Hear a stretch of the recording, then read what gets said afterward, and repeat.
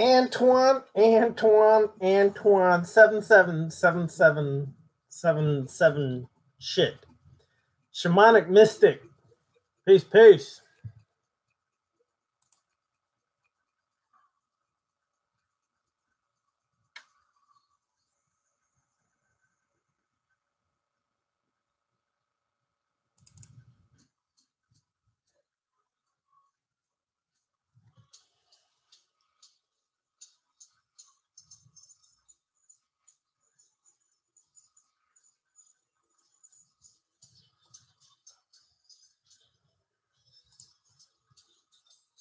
Peace, peace, Andre.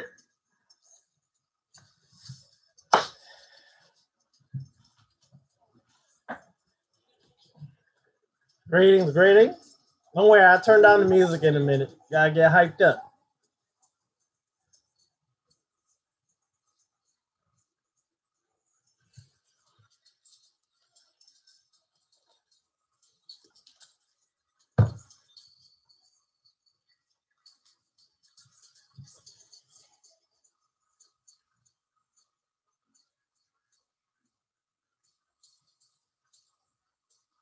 Oh, that's why.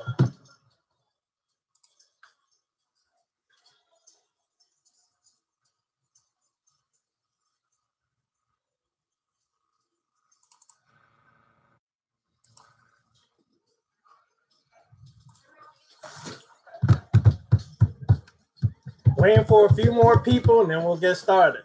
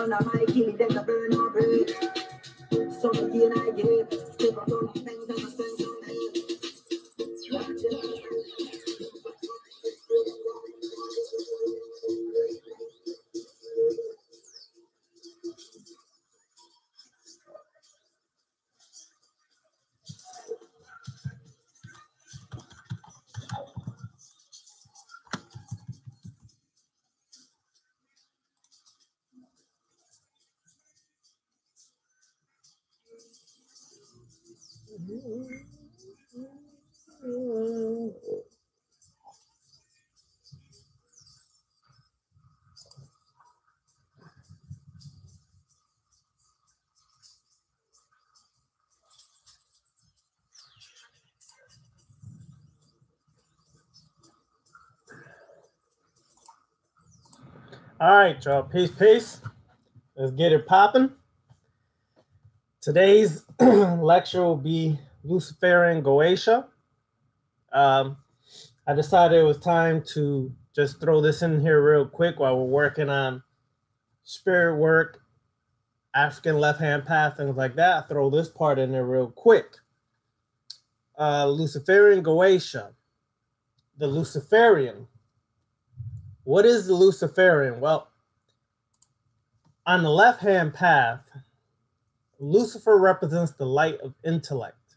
Now, we know that light is symbolic of intellect, okay? The wisdom and power unique to each individual with the courage to ascend to this responsibility. Number 2, this is coming from the 11 Luciferian points of power, all right? Number 2, the symbol of the adversary is that of the self-liberator and spiritual rebel who inspires self-evolution. Number 3, Lucifer represents the balanced torch bearer of Venus, the light bringer as the morning star, and the night bringer as the evening star.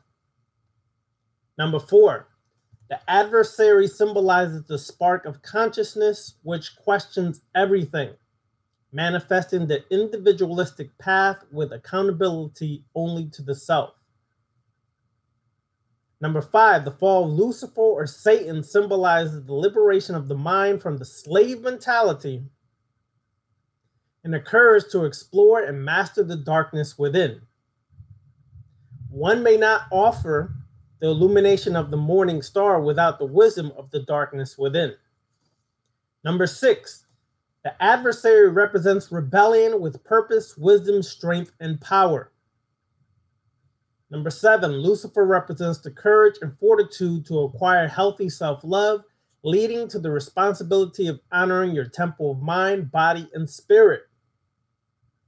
Number 8, to become your own God, you must have the wisdom and strength to govern and guide your life as if your mind is to survive beyond the mortal body. Number 9, indulgence with restraint, love for the deserving and disdain for those undeserving. Number 10, Lucifer represents the insight that every act, no matter if perceived as selfless, is at its core a selfish act. Even if helping others is your passion, the brain still receives a chemical reward triggered by the act. This is why many consider that doing good deeds in society may bring you closer to God. Recognize you are selfish, then see this fact in all others while observing. Accept this, and then with this knowledge, make choices that will benefit not only yourself, but your loved ones when possible. Lastly, to become a God is to fully understand that you possess the power to create and sustain your path in life and illuminate the light of self-determined potential. Now, in a nutshell, this is what Lucifer represents. And those walking the left-hand path, regardless what nationality, ethnic group, race, or whatever, all strive to be the symbolism or symbolically Lucifer, the self-mastered individual, the self-responsible individual who understands life, but is not programmed by society, by tribes, by ethnicity, by nationality, by culture. They determine their own existence and set forth moving on that path.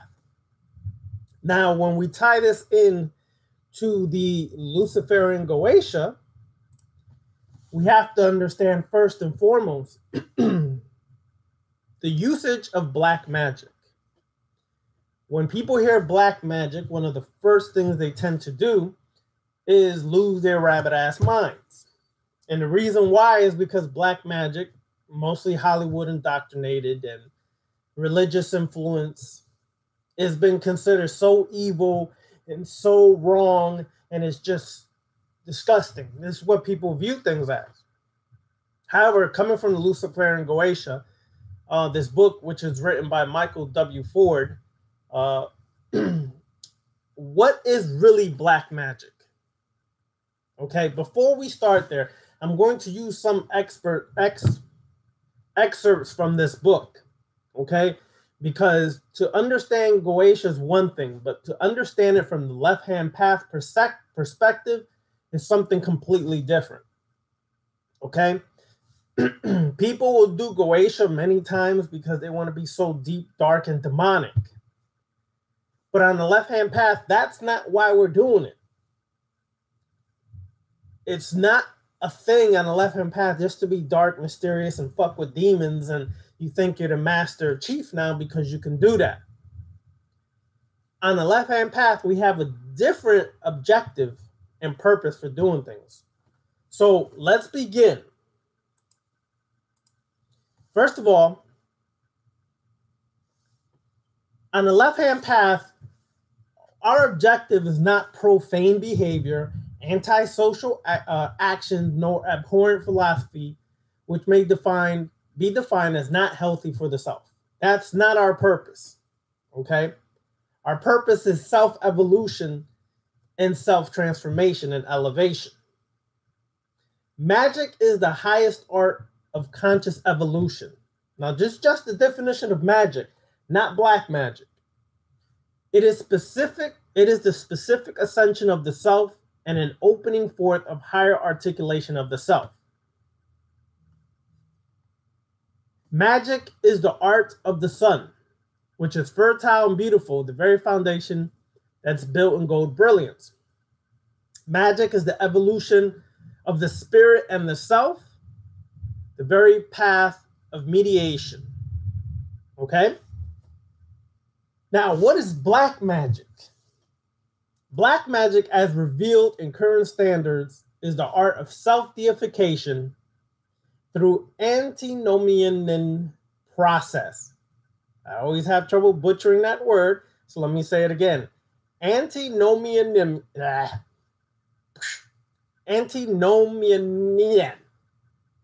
process, that by self-separating from the natural order, do we move in between the world of waking and dreaming.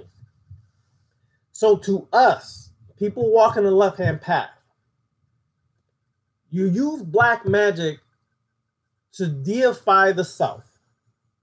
By antinomian process, which is nonconformity, which is going against the grain, which is going against society and its programming and conditioning, going against what you've been taught within your culture, within your family.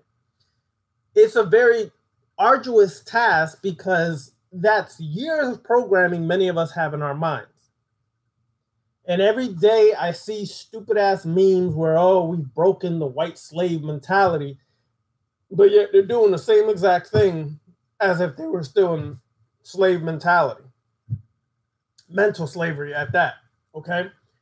So you got to understand, when you're really deifying the self, this is in its purest form selfishness. And I don't mean selfishness in the sense of greed,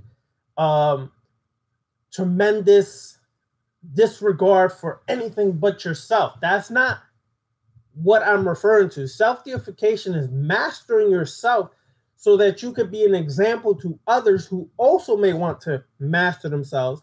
Mastering yourself so you overcome your bullshit, so you know better how to interact with other people and not letting the past continue to dictate the present and the future.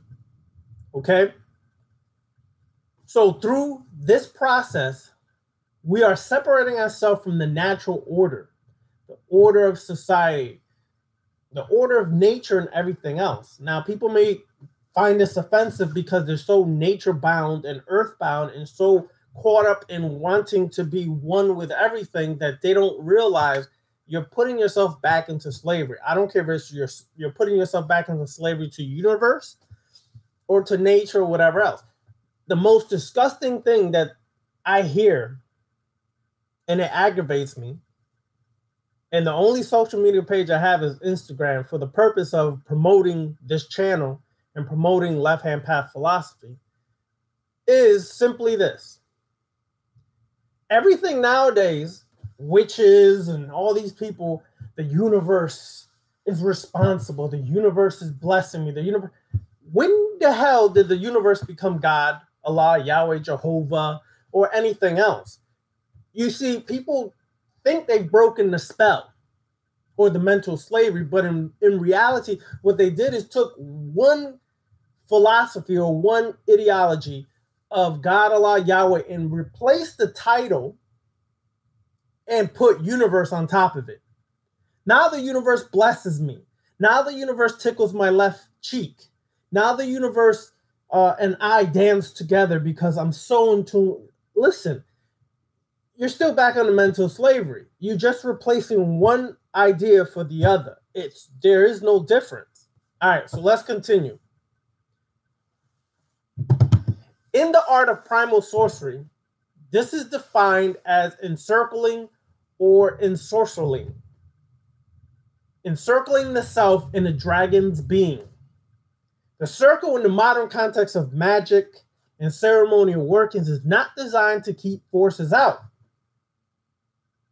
such as being a philosophy which, if employed in this manner, will lay a foundation which causes the magician to fail from the start. To us on the left-hand path, though, however, the circle is a span of self-control. It is our influence of who we are and what we will become. Never, and I remember somebody asked this last week or 2 weeks ago about working with demons and should we be afraid. Well, here comes an answer from somebody else. I answered that, but now here comes the answer from this book by Michael W. Ford, Luciferian Goetia. Do not fear outside forces. Or as he puts it here, do not fear forces outside of the self. Your greatest enemy is not the forces outside of you. It is within you. Your greatest enemy is within you. It is nothing outside of you that is truly your enemy. Your true enemy is within.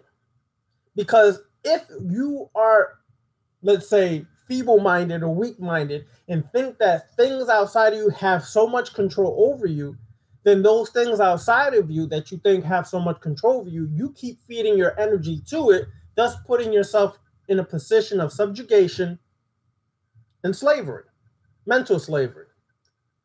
So you got to understand, your greatest enemy is the self. And that part of the self we're going to get to in a little bit. Any magician who is able to summon any spirit in the Goetia should be prepared to face that which they call. Meaning, if you're going to summon any one of these demons in the Goetia, please do not be a pussy. Do not be a sissy or a wussy, okay? You better be ready to face what you call up or else suffer the consequences. You'll understand why that's being said in a little bit. For example, if you seek to summon one of the jinn of the Goetia, and you do understand that a lot of the Goetia demons are in actuality jinn, which is why I think a month and a half ago, I did a video on working with the jinn. Okay, it's related. If you seek to summon one of the jinn of the Goetia, understand how the spirit relates to your mind. Do not summon one of the Goetia, one of the jinn or the demons or the spirits of the Goetia just because you want to be hot shit and prove to the world that you can summon a demon. The purpose of summoning that demon is because it relates to your mind. Okay? Remember that. It's how it relates to your mind, your mental frequencies. Do not summon something that which you are not comfortable in working with. I've heard too many people summon things and then they want to come running and complain to the world that they got screwed up by this demon or spirit. Why did you continue working with this spirit when you knew at the very beginning you were not comfortable, but you wanted to be hot shit and prove you could do this? That's not the move. However, if you're going to do this, do not fear the forces you seek to command. You still cannot have fear, be it, lack of better words, angelic or demonic. Do not fear it. Okay? Black witchcraft is working with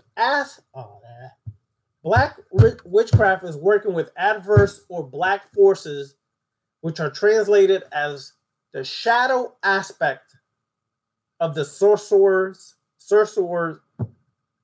What the hell? I can't speak today. Anyways, the sorcerer's psyche. Okay? So these black forces are really shadow aspects of your mind. And when you summon the Goetia, what you're really doing is tapping into parts of your subconscious mind, the psyche deep within that abyss of the subconscious mind that correlates to one of these demons in the Goetia. Okay? So you have to understand this moving forward. The shadows of the self are essential to your own self-development and becoming a master over yourself. It requires that the witch, magician or sorcerer, sorceress, whatever you want to call yourself to make you feel happy, it requires that you be well-disciplined and also well-balanced. Well-disciplined and well-balanced. So that if you do this and you come into the gates and really you have not been prepared or you fail, it doesn't lead you to madness, because you will fail. Please, people, do not go into this thing thinking you will not fail in some of your rituals. You will. How else can you learn? By your mistakes that you've made, you will learn through failure how to be more successful. To look into the eye of Set, Setech, and Lilith, Hecate or Kali, or even Ahriman, is the face of forces which would devour any not prepared to become bearers of the black flame, a Luciferian spirit. Once the pact has been made, when the sigillium diaboli is upon the mind, spirit, and body, then there is no turning back. Only the ascension of the spirit as beyond the mortal clay.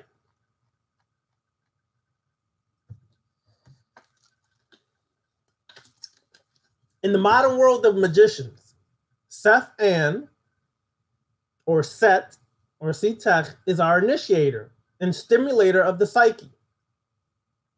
One should remember in pre-Islamic lore, Satan, or Azazel, is considered the imagination. Sufism recognizes Satan as the imagination itself. Satan, or Setech, is thus our announcer of the path, the very fountain of our attainment. So now, understand this now. Azazel rebelled against the natural order, which is associated in the Kabbalah with Ein Sof, or God, because Azazel sought independence. So thus fell to the realms of earth and awoke in hell, which is earth, or the chthonic realm.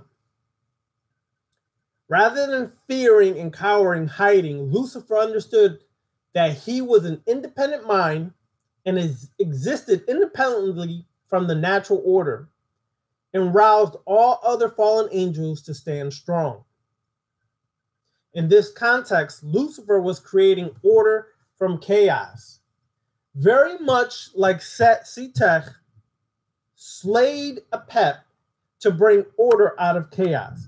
So thus, Set became the god of chaos. Now, people misinterpret that as, oh, he just creates chaos. No, he's the only one that could slay Apep and bring order out of chaos, meaning he brought order to his own chaos in the chaos that existed in that time of Kemet.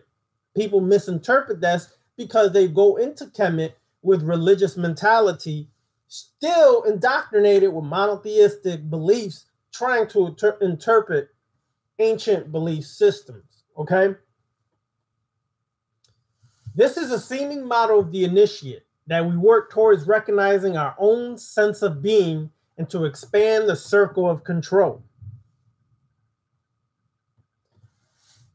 The demons or jinn of the Goetia are initiatory forces as well. Keep this in mind. Consider the definitions of angel and demon. The significance is beneficial in the context of this grimoire. Angelic spirits are solar air-based spirits who possess a higher articulation of being. That is, they resonate with the more developed aspects of the self. Example, communion with the initiatic guide, the holy guardian angel, what some call the higher self. Demons are spirits, fallen angels, which proceed to grow in shadows and the darkness of the earth, but are as significant, and I would say sometimes even more significant and beneficial than angelic spirits. In unity, these jinn are of fire and air, thus inflame the very essence of self in the illumination of being, or the black flame. The black flame can also be associated with the self-perception and being, okay? Black magic is the development and refinement of the self on every level. We're not using black magic to just destroy and fuck shit up. We can do that. There's no hesitation if somebody's trying to hurt you, that we will use that black magic to destroy. But that's not the purpose why many people in the left-hand path use black magic. It is more for the development and refinement of the self.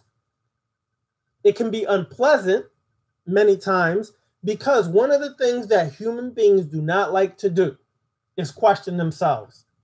and test themselves and challenge themselves. People like to be lazy. People like to fall into a little niche that doesn't challenge their existence. Sorry, buddy. Not on this path. On this path, we question everything about ourselves first and foremost.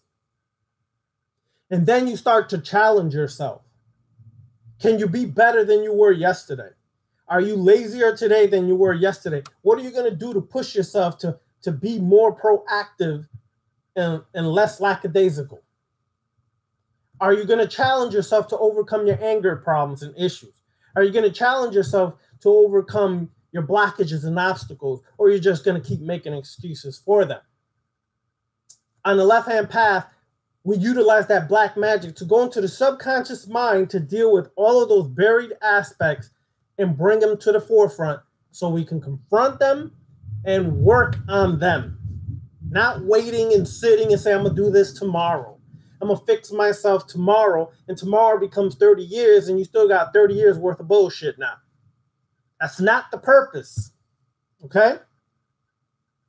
It is necessary not to grow lazy while working with these spirits, as the work will then disintegrate and cause numerous problems.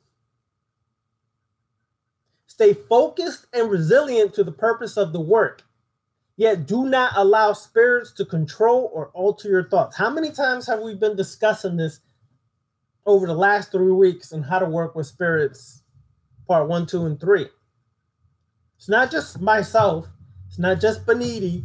It's not just us saying these things. There's many other people who walk on the left-hand path who also are saying these things. Never allow a spirit to control or alter your thoughts. The challenge is great. Few will be able to pass beyond the testing grounds. So you have to be prepared to face the self. Okay? Let's continue. Okay, we're going to go a little bit over the Goetia here, ancient and modern, okay? Considered for centuries a grimoire of low magic, the Goetia, loosely translated as the howling or the wailing, has been a tomb of forbidden black magic. The 72 spirits of Solomon were meant as a tool of cursing and empowering one's lust. Now, what's interesting is these 72 spirits are also associated with the Sabao, which are the 72 fiends or spirits of Set or Setech, or the 72 workers of Set or Setech. Okay? While this may continue to be an aspect of lower or lesser black magic, the magic of the theurgy, high sorcery, has not been a connection in detail explored until now. Theurgy is high magic or high sorcery. It is the development of the self in light and aimed at bettering bettering yourself on various and numerous levels. Okay? Light may refer to the perception of being, as Lucifer, who is the Lord of the Sun and Emerald Crown initiator of magic. Notice how they say Emerald Crown. This also is associated with Tahuti, or Tahuti. Okay? It's also associated because Tahuti was associated with the Emerald Tablets.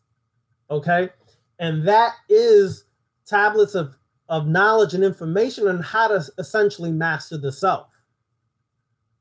Theurgy would be the path of invoking the genius, the supernatural, the true self, or the higher self. Some call it the guardian angel of the self. This operation has been dealt with in length in the works of Abramelin, Aleister Crowley, Lieber Samech, and equally brilliant writings by Jake Stratton Kent and Charles Gonzalez.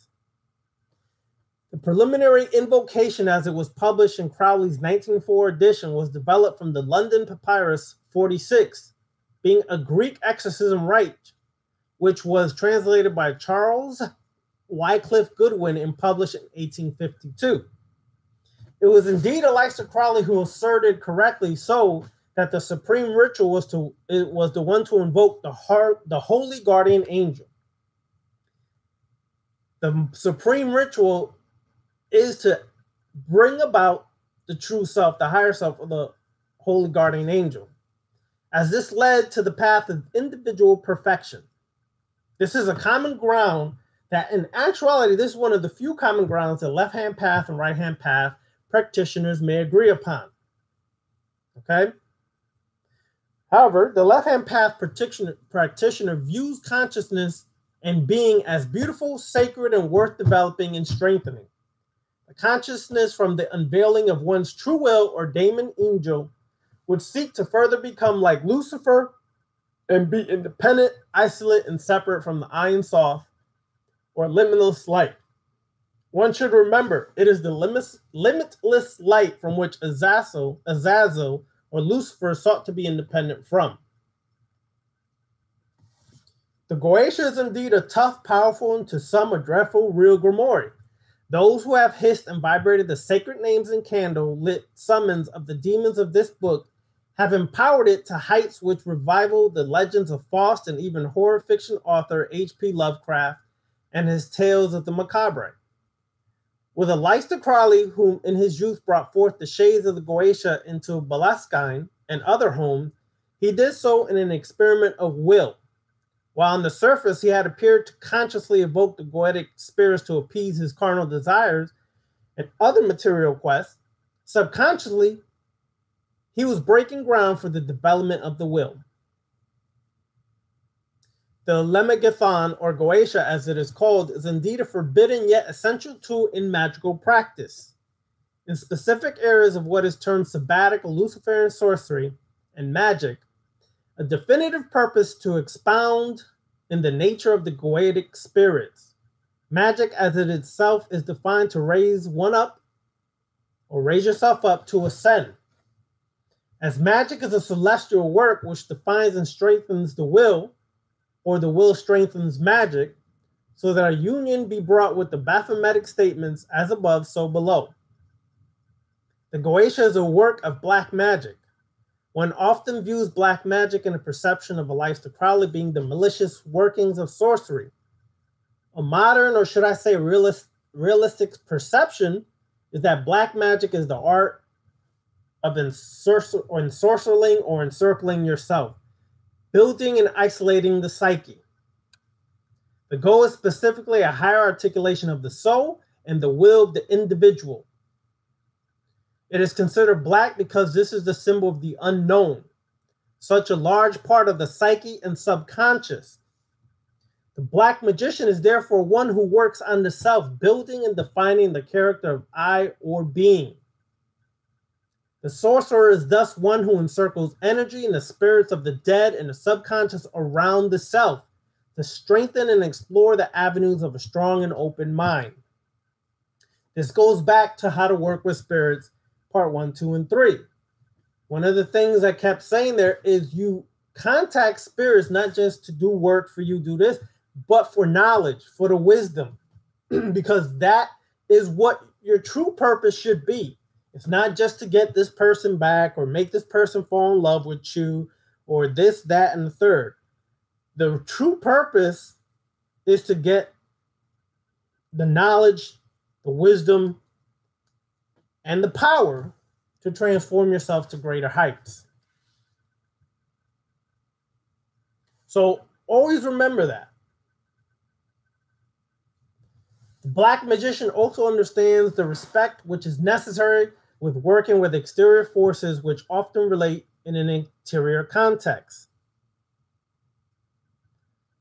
So one of the videos I did recently, I stated that when you work with your ancestors in particular, you work with respect. You honor them and show respect, but you don't pray to them. You don't worship them as their gods because they were flesh and blood beings. So you speak to them as if they were still here physically, the way you spoke to grandma when she was there actually in front of you. So and you got to remember, yes, you're the commander. You're the chief of this working. But these spirits are tricksters. So you got to show some level of respect, but you also got to show a level of authority. Okay? This is the key to the Goetic sorcery path, which is for this reason considered dangerous. The path of magic is that God form of Lucifer, the angel perfected. The Luciferian spirit is fire born alive, vigorous and strong, will and pride. Lucifer ascends in the sun and falls with the darkening of the moon. This is the path of magic itself, as above, so below, and I'd like to add, as within, so without. The Luciferian models presented strongly, and I would suggest for those who want to work with Goetia, this is a book you should get if that's what you want to do, to work with it more from a left-hand path perspective than just what the normal magician or sorcerer would do. I would suggest that you definitely get this book, and it would help in your endeavors and in your growth, and that would be beneficial to you. Okay? Now, the preliminary work. Let's start getting into the work and how to actually do some of this work. But before we get there, let me also add this part on here. Okay? There's a part to working Luciferianism, Goetia. And let me just break this down. The traditional method of Goetia is a methodology of Christian supplication, commanding and forcing an external spirit or demon to act according to the desire of the so-called magician. However, when we work this, we try to eliminate any connections to religion, Christianity, all that stuff. We try to disconnect from that because this is how people are binded, okay? But anyways, let me continue. If the Goetia is a book of mastery of the earth, encircling belief and commanding results thereof, then you have to be able to work with Goetia, creating your own sorceress path on how to work with it. Okay? The 72 spirits of Solomon, as called demons by the Hebraic mage in ancient times, provide a powerful lesson of power to humanity. The most devout atheist may regard these things as nonsense. However, if you're going to go into this, be prepared to encounter things that are unseen to the most common of people. The Luciferian Goetia is a map of discovering latent dispositions, therein hidden aspects of the unconscious mind, which may be formed in willed strengths in the self. As with any aspect of the human mind, such impulses, if unbridled, may be weaknesses which cause self-destruction. The very essence of the path of Luciferian witchcraft is the solidification of knowledge, transformation into wisdom, and resulting in power. Okay? Now, how does this relate to necromancy? Because there is a relation to necromancy when working with the Goetia. Necromancy is traditionally the calling of the spirits of the dead. Okay? Could necromancy be as well the ensorcelment of the spirits within the self, the very ancient ones sleeping and seeking to be invigorated to a semblance of life yet again? The shells of the Qliphoth are indeed made strong within once the sorcerer has drank from the cup of venom, also known as the devil's chalice. As some medieval writer may say, when working with the Goetic spirits, visualize the sigils, the lines, turns, and angles of the signs. Redesign them in your mind or in actual writing to your desire if need be. Just because they were laid out before you does not mean you have to use those same exact sigils. Be creative and create your own. Okay? Necromancy is the art of summoning and encircling sorcery. Okay? Encircling. The shades of the dead. We're encircling or summoning the shades of the dead. This may represent dead or atavistic memories that are latent in the subconscious mind, the sleeping aspects of the mind. One may summon these up through the subconscious to the conscious mind, which can prove very dangerous if you're not ready for it. This type of necromancy has been worked very intently since medieval times and even before. You'll find that the call to chaos can be one that is very attractive, but one that is very difficult work. So if you're going to work it from the point of no fear and not running from the what comes and faces you, okay? As one explores and seeks to understand those deep desires which motivate, inspire, and sometimes terrify us, we are building a strong blackened tower of the self. This not only allows you to understand your feelings and perceptions, but the possibilities of becoming something better.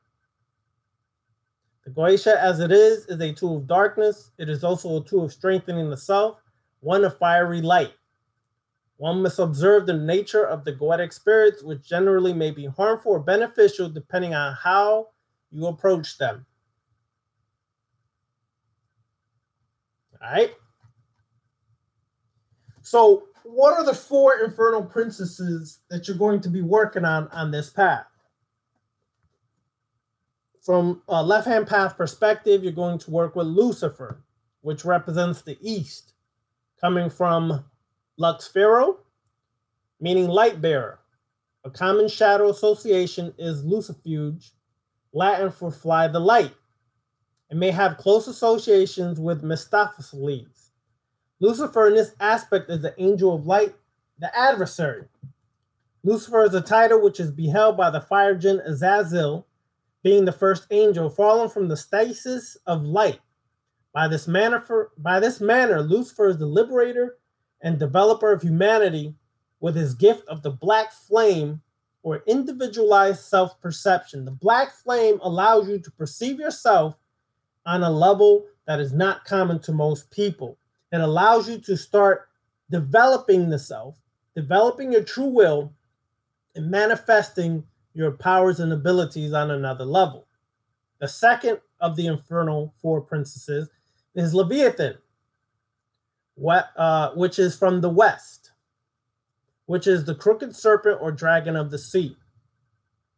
Leviathan is the demon of immortality and initiation that the beast and scarlet whore move through to arise from the oceans as the beast 666, the solar spirit of manifestation and creativity. Now, if we really look at this, this is referring to another aspect of a pep. It's referring to the serpent energy, the Kundalini, and the beast 666, the power of those melanated individuals to raise from your primeval ocean the solar spirit of manifestation and creativity. This is what Leviathan, which is associated with a pep, symbolically is associated with this actual working. How to raise or utilize your melanated power of consciousness. We're speaking more of neuromelanin than just skin melanin. We're speaking of more of the neuromelanin and how to utilize that to manifest and create by awakening the dragon or the serpent, which is associated with your Kundalini. Okay? Satan, which represents south, which comes from Set-An, or Seth-An, which comes from Set or Setech of ancient Kemet. From the root of Shaitan, meaning adversary. Satan is the name associated with Azazel, the fire jinn, who is also Lucifer and Samael. The goat with 1,000 names by form. Satan equals Set-An, the ancient god of darkness, chaos, and isolation. Satan is the adversary whose symbol can be viewed as a forked stave which rises in a noontide sun. Belial, which represents the north. From Belial, a wicked one. Belial is the spirit of the earth, created second after Lucifer, Azazel, as a powerful angel.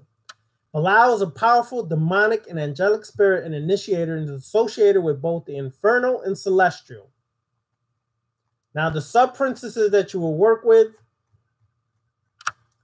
are also Samael, which is the east, Azael, which is also associated with Azrael, the angel of death, which Azrael is connected to Anpu, who some call Anubis, which represents the realm or the connection to the dead.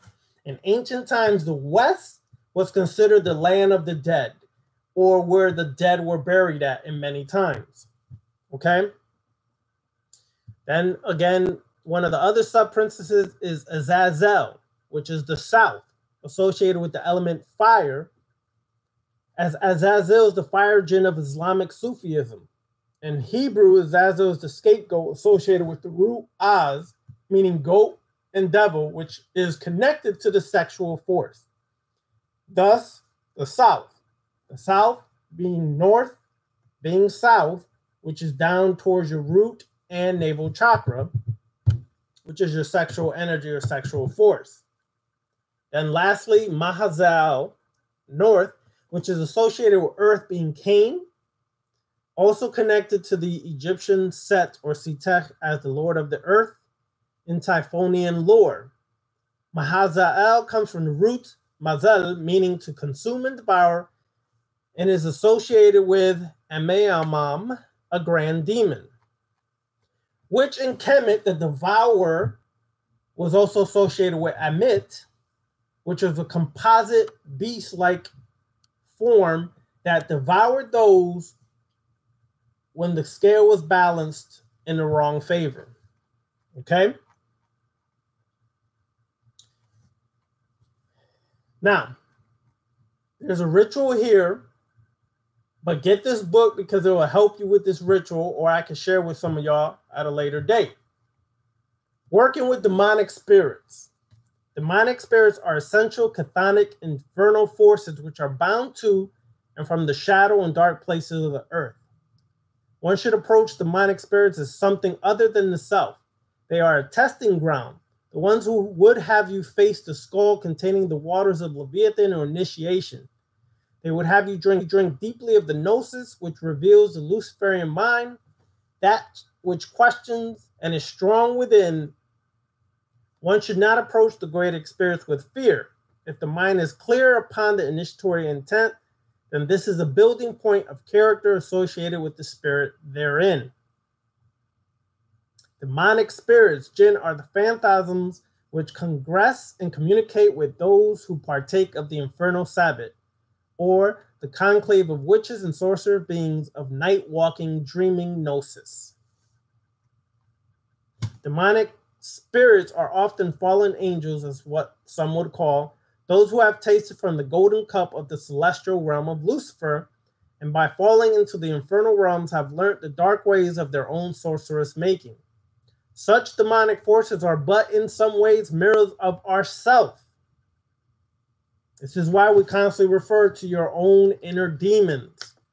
Symbolically, they are tied into the deep recess of your psyche, the abyss of your subconscious, where you have created your own demons. We must gain by association and invocation, so you have to learn to tap into your own demonic forces laying latent within you that sometimes wreak havoc, by learning how to associate with certain demonic forces that we're learning about, but also using the power of your own words, hekau, invocations, mantras, to bring forth parts of yourself that are in need of your attention. By this work alone, will strengthen and develop the very self of the sorcerer, the ever-changing Luciferian, and the Promethean essence from which the body and mind itself is a grand grimoire of shadow knowledge. Our soul must be inflamed, as the serpent must work accordingly in the flesh, the tester of the limits and the initiator upon earth.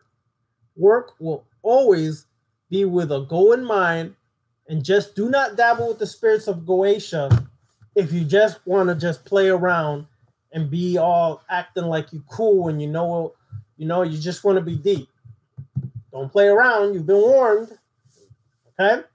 Be real if you're going to do this, because your true intent should be to master self. Your true intent should be to go deep into your subconscious. okay? And pull out those demons there that are associated with the Goetia, okay? To do the work of mastering the self. But to do that, you're going to encounter parts of yourself that you may not be really ready to encounter. You may be shocked to find out. All right? So, a couple things here before I take questions, because this is going to be part of a two-part series. I'm going to go over a few of the Goetia, and then next week I'll finish with the rest of the Goetia, the actual 72 that we're going to be working with. All right? But let me just work with this part here. I want to go into the body of light. Okay? Not the body of light, like some fluffy light workers and all this shit. That's not what I'm trying to get at. Okay? But according to this definition, the body of light is the astral double, which is related to the Kemetic, I believe it's the Ba, okay? Which is used to align with the angelic familiar or your true higher self. This daemon or demon is called Azal-Usul, being the sigillic word, a combination of Lucifer plus Azazel, being the torchbearer and awakener through rebellion. The body of light may be developed by meditation. You should be meditating still, y'all. Just because we darken Luciferus and left-hand path, you still should be meditating on a regular. Yoga is still beneficial if you're able to do it or you're into that. Or Tai Chi, any form of martial arts, kickboxing, anything that strengthens the body and challenges the body and the mind. That's something you should incorporate into part of your working, okay?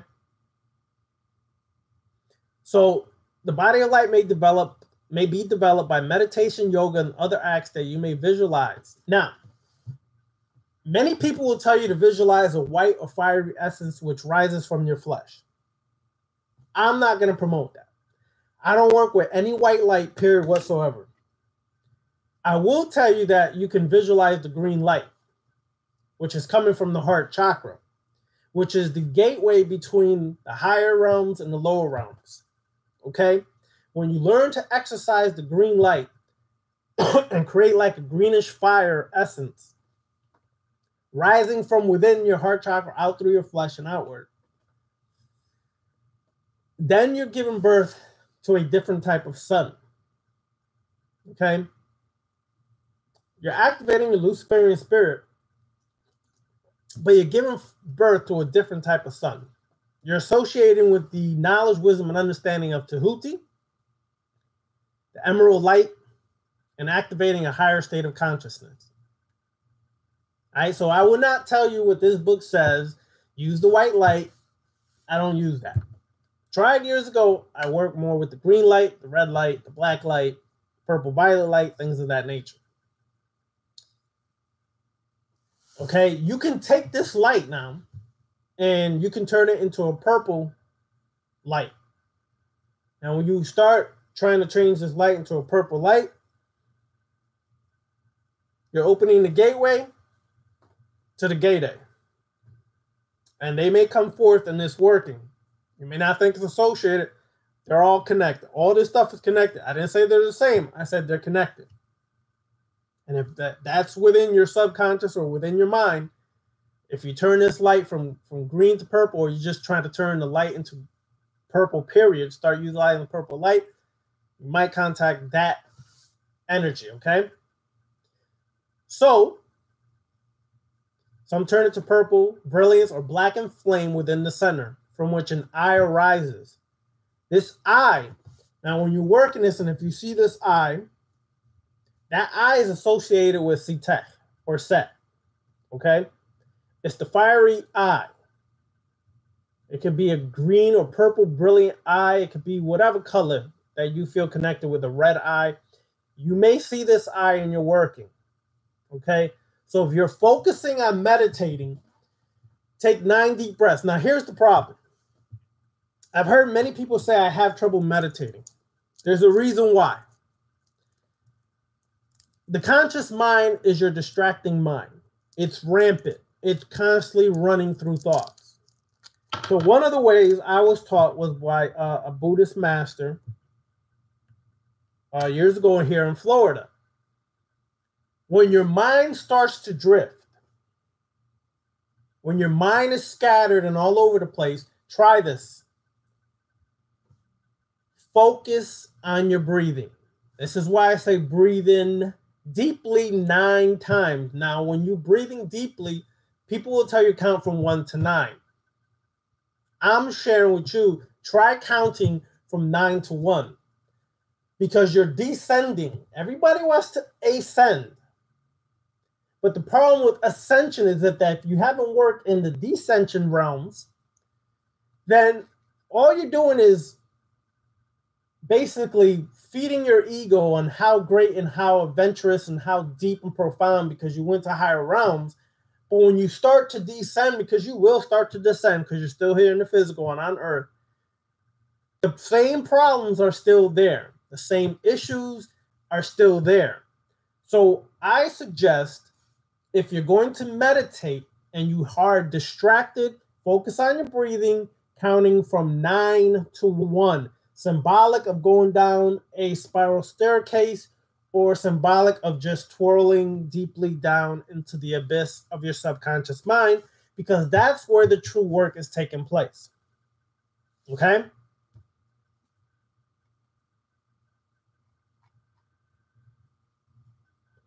Now, many a times, the body of light is brought forth not through dreaming, but the waking plane conscious mind. Find a comfortable place to meditate, not medicate, goddammit, that was a mistake. Some of y'all may like to medicate. I meant to say meditate. A comfortable place to meditate, decorated in such which would represent the higher self or the demon self. If you don't have abramelin oil, try to get it. You anoint your neck and your arms in different parts of your body with abramelin oil, okay? When you're working with the body of light in your chamber or sacred space or whatever, utilize as much natural light as possible. This is different than working with the shadow body. We're going to get to that next. Utilize natural light as much as possible because you're allowing the sun to enter the chamber and you're awakening your fiery body of light. It's a different transition or different process.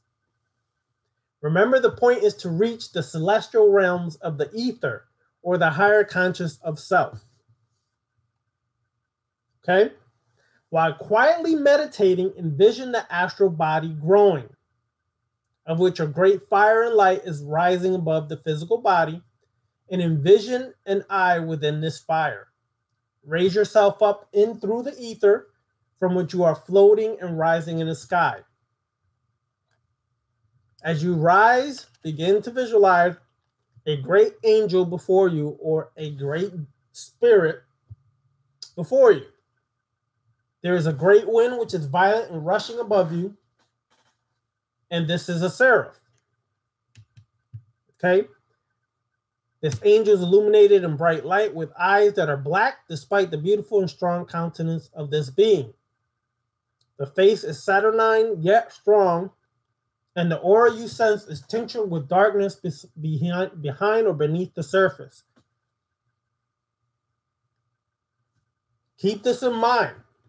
Some of y'all are going to visualize a different kind of entity or energy. Doesn't have to be an angel. I don't really mess with the religious thing, but in this sense, we have to use certain religious terminology because it's associated with the Goetia, okay? So that's the body of light. But on the left-hand path, we're trying to focus more on the body of shadow or the shadow body. The reason why is because many of us still have a lot of programming and conditioning that must be broken. So this is going to get juicy. Body of shadow.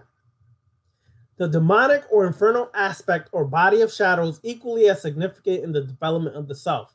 And like I said earlier, to me, it's actually even more important, more significant than the body of light, especially if you haven't dealt with a lot of your own issues. The shadows develop by meditation initially and eventually by dreaming.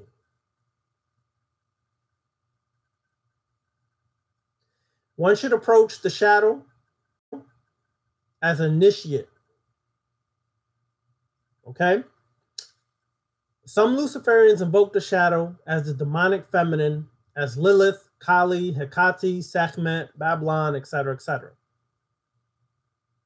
This is a good thing to do, especially if you haven't tapped into your demonic feminine energy. If you haven't worked with that or haven't really gave focus to that, this is a good thing to do. Okay? So work with some of us activate the demonic feminine, which is the crimson mother of the succubi and incubi, which some consider freaky ass spirits that come visiting in the night. All right? But you cannot be afraid.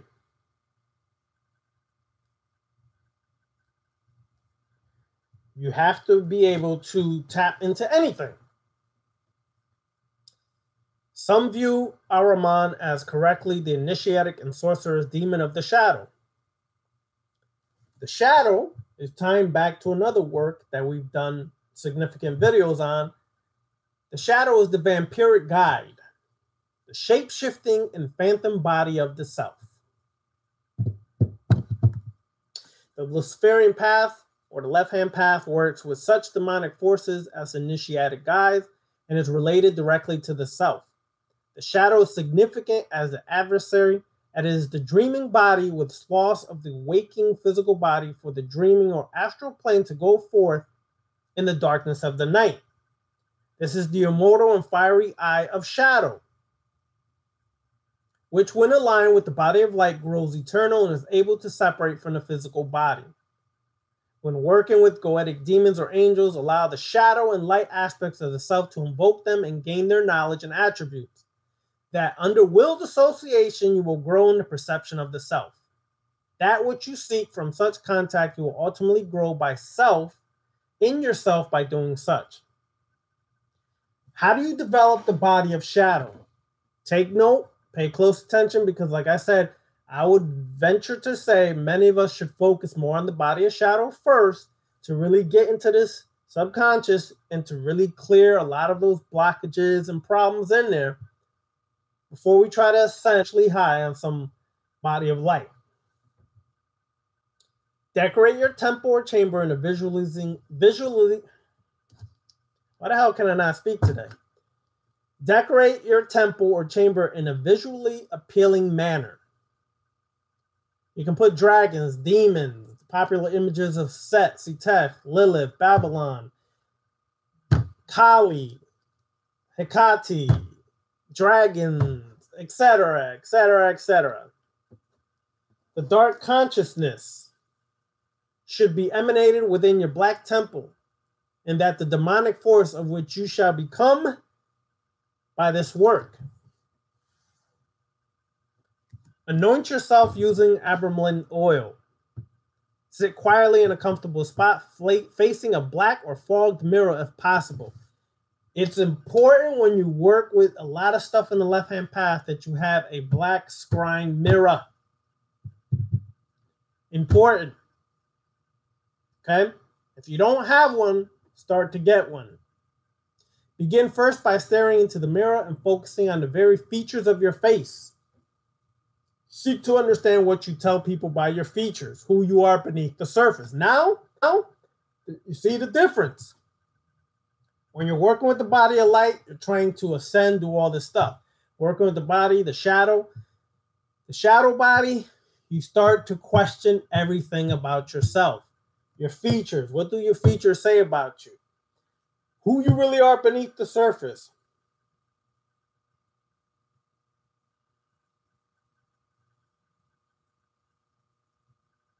Okay?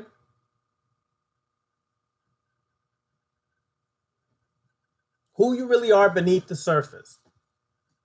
If you keep staring at yourself, this face will turn into becoming a mask of what you are underneath the socially constructed self-makeup.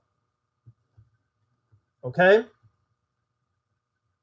How you socially constructed yourself to exist in this society, you will start to demask or uncover that mask part of yourself.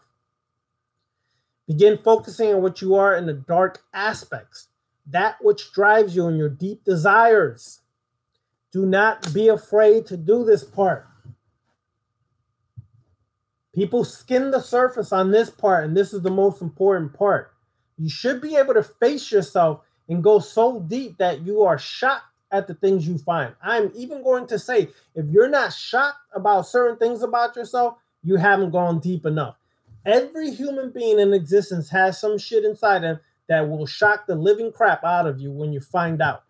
If you haven't been shocked, shaken, or shook, you haven't gone deep enough. Keep working it. All right? Your form will change in the mirror. Some of y'all have done this before. You've looked in the mirror long enough. I'm not talking about a clear mirror. We're looking at a black mirror now.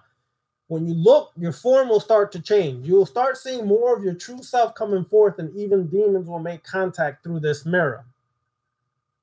When you look, you start to begin to shape into what shadow form you wish to become. Okay? Now close your eyes after you've stared in this mirror a while and start to visualize your shadow body. Dark purplish color, dark black grayish color, whatever the hell you see it, that's what it is. Visualize yourself in a blackened shadow, okay? And then take the form of a vampire, a werewolf, a demon, whatever your inner being is guiding you to, take that form, because that is associated with an aspect within yourself that it is important for you to connect with, okay? It can be any of those things that you're connected with. It's going to be things that come out, okay? Your shadow grows and expands and may change form according to your will and desire. Then take your shadow, instead of flying around like you some hot shit, start to descend deep down into the earth current, leading you to the death current beneath the earth. Okay? You're going to, when you do this process, you're going to contact or make connection with certain elementals that reside, especially demonic elementals that reside in this death and earth current. Okay? Understand now that this shadow is you. It is the darkness cast down from the bright and illuminated body of light which you have summoned forth. You are a perfect incarnation of Luciferian brilliance and darkness. Okay? Once you've tasted the earth current, the death current, then ascend back up out of the earth. Now you can take flight and go where your spirit guides you to go. All right?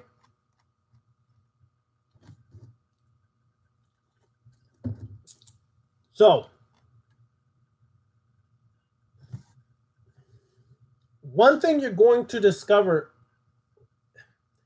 as you go deep down into the darker currents, you're going to meet two simultaneous energies, the goddess and the god. I'll use those terms for now. You're going to meet a really powerful dark current of feminine demonic energy. We've already said it could be associated with Lilith, it could be Kali, it could be, but this energy is that of a succubus or vampiric kind of energy. It's a devouring energy. You cannot be afraid, because this energy will test you to see if you're afraid. If you are, it will devour you if you're not ready. You have to stand as the god and confront this energy, then what you will receive is the kiss of bliss. Meaning you receive the wisdom and the knowledge that is necessary for your continued growth and transformation.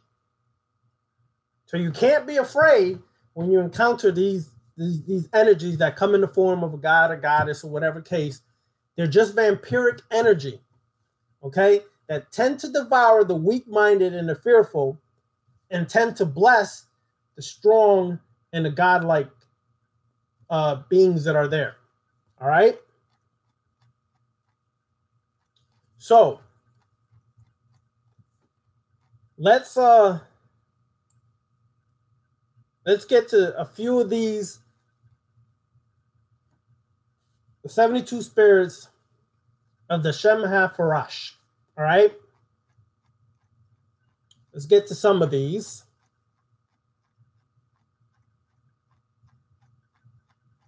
Oh, damn, shit, I gotta go through it. All right, almost there, y'all. Let's start with Baal first. Baal is a spirit of shape-shifting associated with the cat, stealth and instinct, by the toad, the form of Aquaman, the gateway of self-initiation.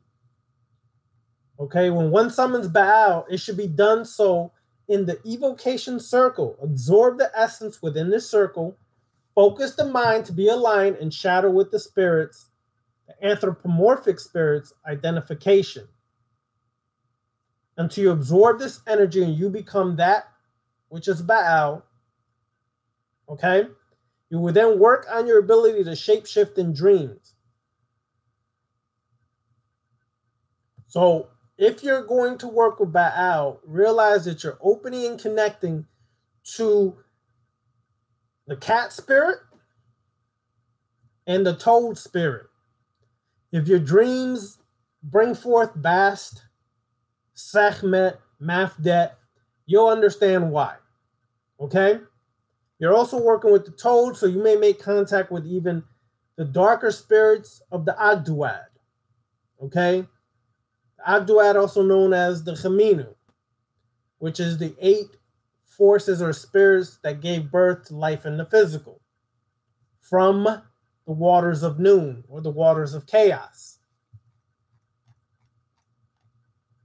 Also, Agaris, which is a spirit which allows understanding of both languages and interpretation.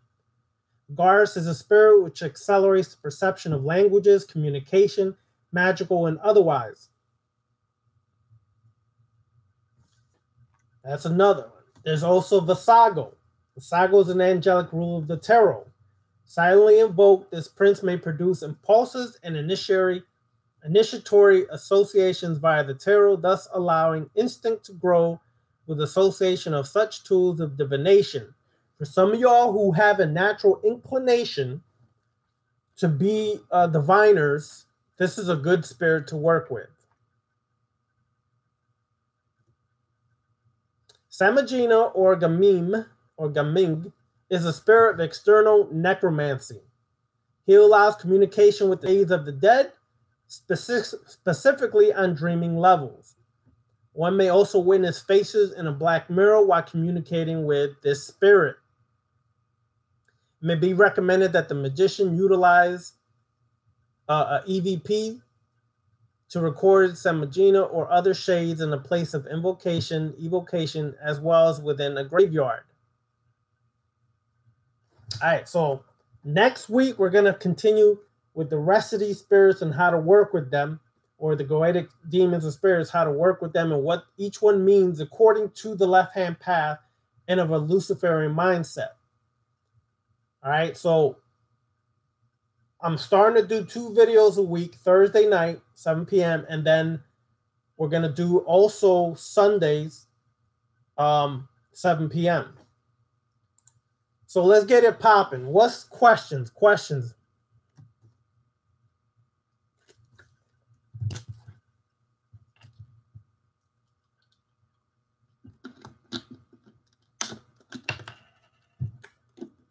Now, Andre's on point. A circle is not necessary. Because essentially the circle, why you use a circle in the Luciferian left-hand path is you're basically creating the circle of the self. It's not to banish or keep out energy. It's actually creating a circle of the self to bring forth demons of the self, bring forth energy of the self, any which way you want to look at it. On the left-hand path, to use it more to bring forth your true self. Not to banish, not to keep things away, not to do all that shit that people do because they're afraid and want to hide in a circle and hope they're protected. That's not why we utilize it. It's more so to bring forth the true self, the demonic self, to come forth and work from inside out. All right, Satan. Satan, also known as Satan, is really associated with Set or Setek of ancient Kemet. Of course, when the monotheistic religions and the Hebrews got it, they made him the adversary against God. Because in the original story, Set was the adversary against Asar and Heru. But essentially, Set represents the isolate consciousness. Why isolate? Because Set was against conformity. Set was against the traditions and the systems of that day and time of Kemet when the priesthood created these mythologies.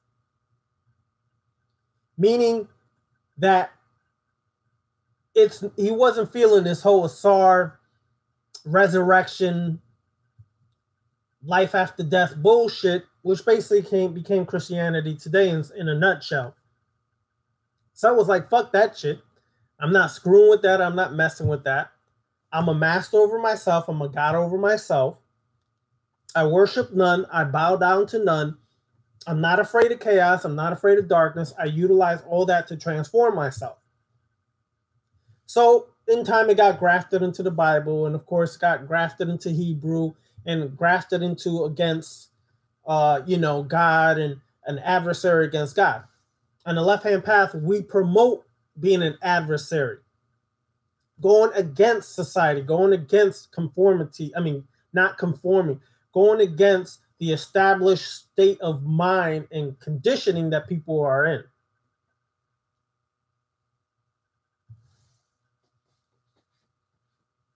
All right. So keep that in mind when you're utilizing that aspect of when people say Satan or Satan, you're really tapping into the Set or Setek energy or frequency, which is a non-conforming, isolate consciousness, isolating yourself from the traditions and the dogma of society. Okay?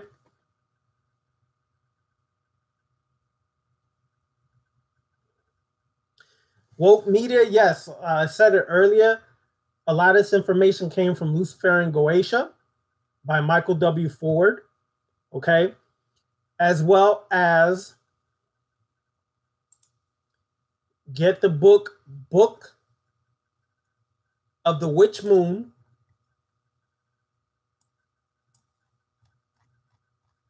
okay, which is also by Michael W. Ford. Look into some of the teachings of Anton LaVey from the Satanic Church.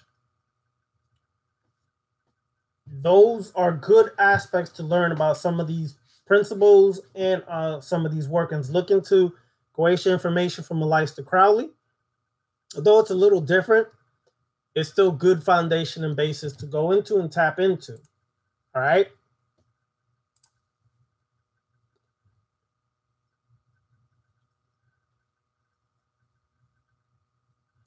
Andre Polk, you're right.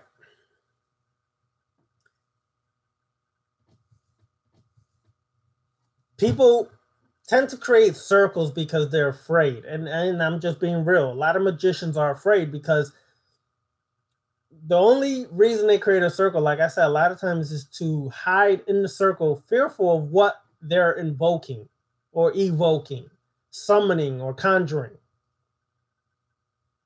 So they tend to hide there, which makes me ask the question, why even damn invoke or summon or conjure up these energies if you're afraid or scared in the first place.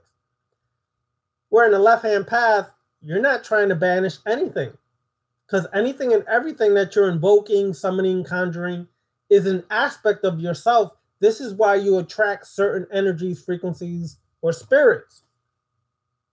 It's an aspect of yourself that you have not focused on. Most of the time when you do this work, you're not getting the results you want all the time. Don't get it twisted, people. That's not the result you're getting. What you're normally getting is the results you need. And what you want and need may not seem to correlate in your mind, because what you want so bad that you can't see that even if you get what you want, you may not know what to do with it. But the results you get on this path is what you need. And what you need may not always seem to be in correlation to what you really want. So when you attract certain spirits, certain demons, certain things of that nature, it's because that's what you need. And you need that to focus on parts of yourself you're afraid to tap into, you're afraid to focus on, you're afraid to deal with, you're afraid to focus on. So think and consider this and really focus on that reality. All right?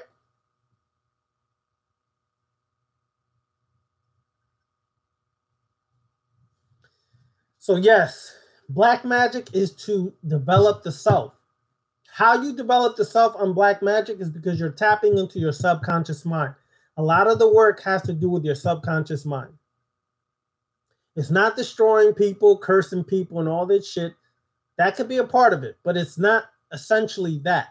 On the left-hand path, black magic is tapping into that subconscious mind, going deep into the abyss, and dealing with the things that are trapped, stuck, hidden from ourselves because we bury them there.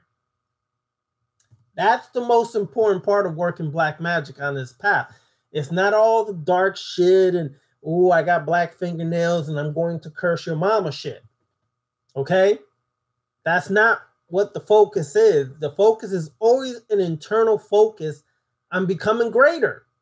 But to become greater, you sometimes have to go lower. I know that may sound crazy, but to become greater, you don't always go higher. Many times you have to go lower. Yeah, and unfortunately, people sometimes don't understand that. They always want to go higher.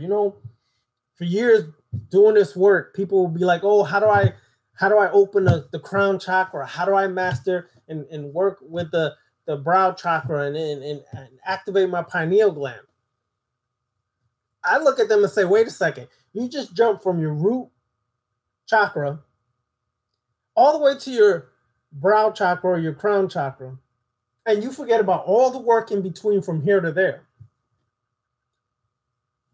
I mean, I just don't get why people do this sometimes. Is it an ego thing that I want to be so great and, ooh, look, I opened my third eye? But who cares if you open your third eye?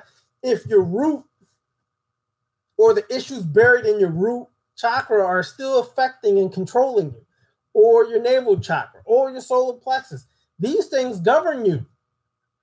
And they determine your habits and behaviors. So the work is going deep within, going lower than higher. I know that seems like reverse what people tell you, but in actuality, that's the true process.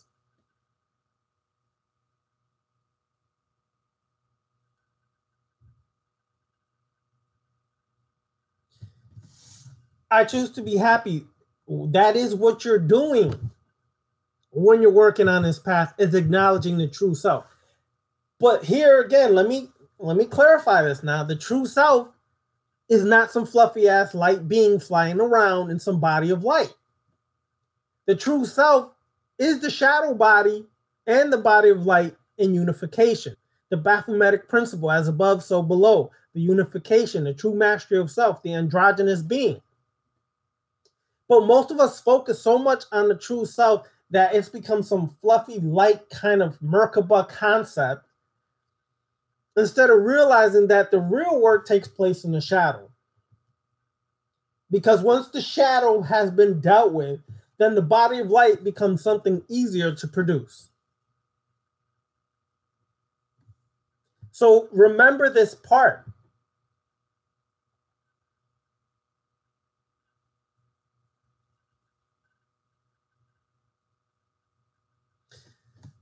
So I was, okay, Omar says, so I was thinking that nowadays magicians are dissolving the line between black and white and mixing, but you, sir, Dark Cultist 99, are not recommending that. Well, what I'm recommending is, I didn't say not to work with the light. What I said is you have to work with the dark. I'll use symbolically what it says in the Bible. Though I hate using that shit. It says the light shineth in darkness, but the darkness comprehendeth it not. That's because you never understood your dark side. So how the hell we're going to understand the true light? So essentially what that's saying there is you really need to understand the darkness so the darkness can understand the intellect that is dwelling outside of you, inside of you, and around you. And until you go within that darkness, you can try to tap into that intellect and light all you want, but you're only skimming the surface because you're still blocked and trapped with things that are buried in the dark. So this is why the dark can never comprehend the light, the intellect, because you refuse, not you, Omar, I'm just saying human beings refuse to face their shadow self. Carl Jung said it best. He said the true work is in the shadow. But however, it's not popular. I'm just paraphrasing or saying it in so many words. But it's not popular, so it's not really done. But you cannot receive enlightenment until you do the work of the shadow. In so many words, Carl Jung was on point when it came to that.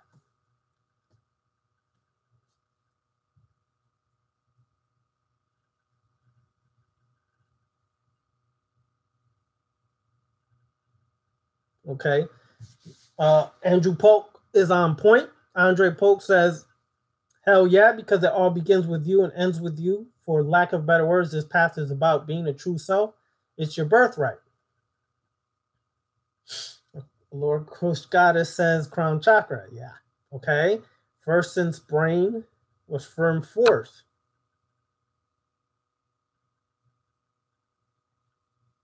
Okay.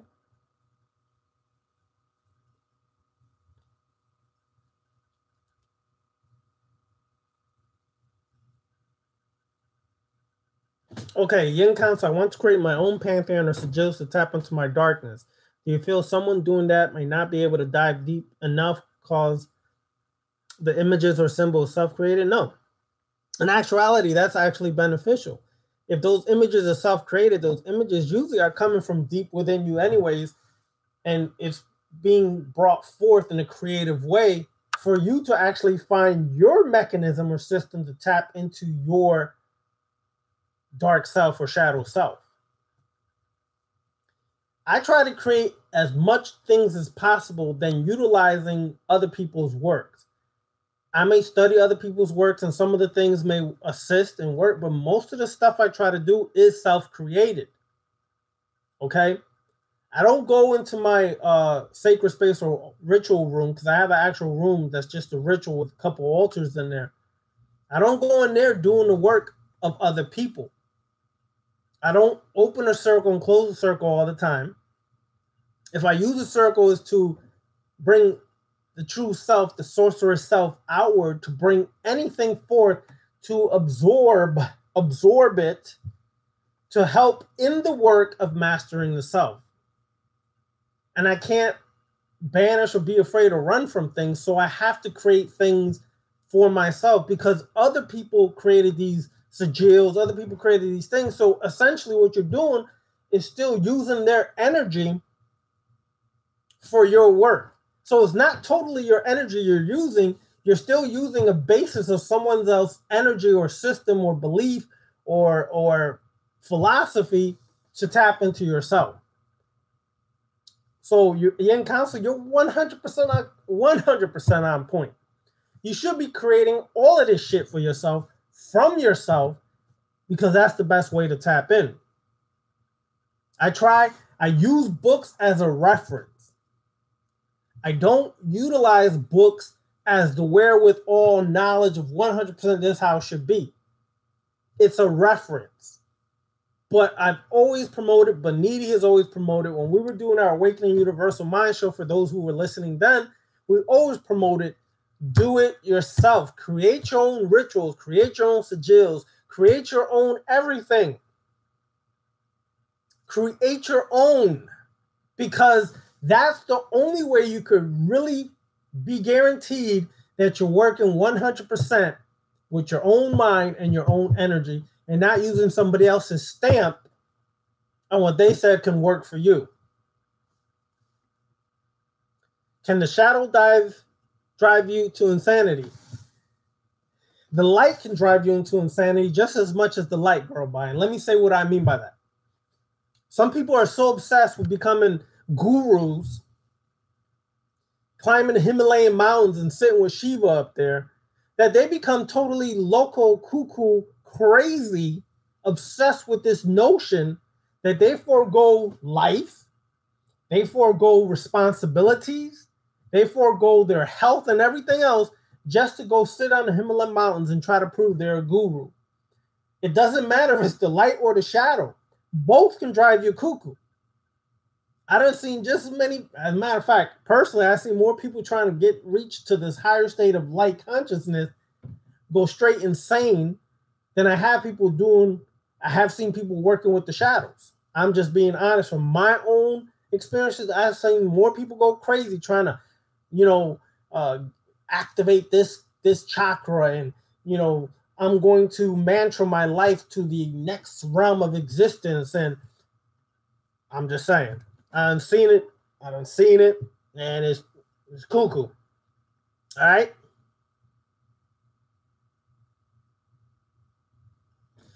That's a good thing. But here's the question. King Solomon. Do you all really know who King Solomon was? Because yes, we know the Bible, and the Bible is a book of symbolism. And you should be able to interpret a lot of the symbolism within the Bible. But who essentially was King Solomon? That's the real trick. Now, when you take the word Solomon and you break it down, soul, sun, Om, sound, vibration, frequency of creation, and An, which is associated with the word Anu, coming from Kemet, which is also the city of the sun. Go figure that out. But who is Solomon really? Ramesses. That's who Solomon is really associated with. That's the symbolism of Solomon is really associated with Ramesses. Anyway, that's another story. Okay.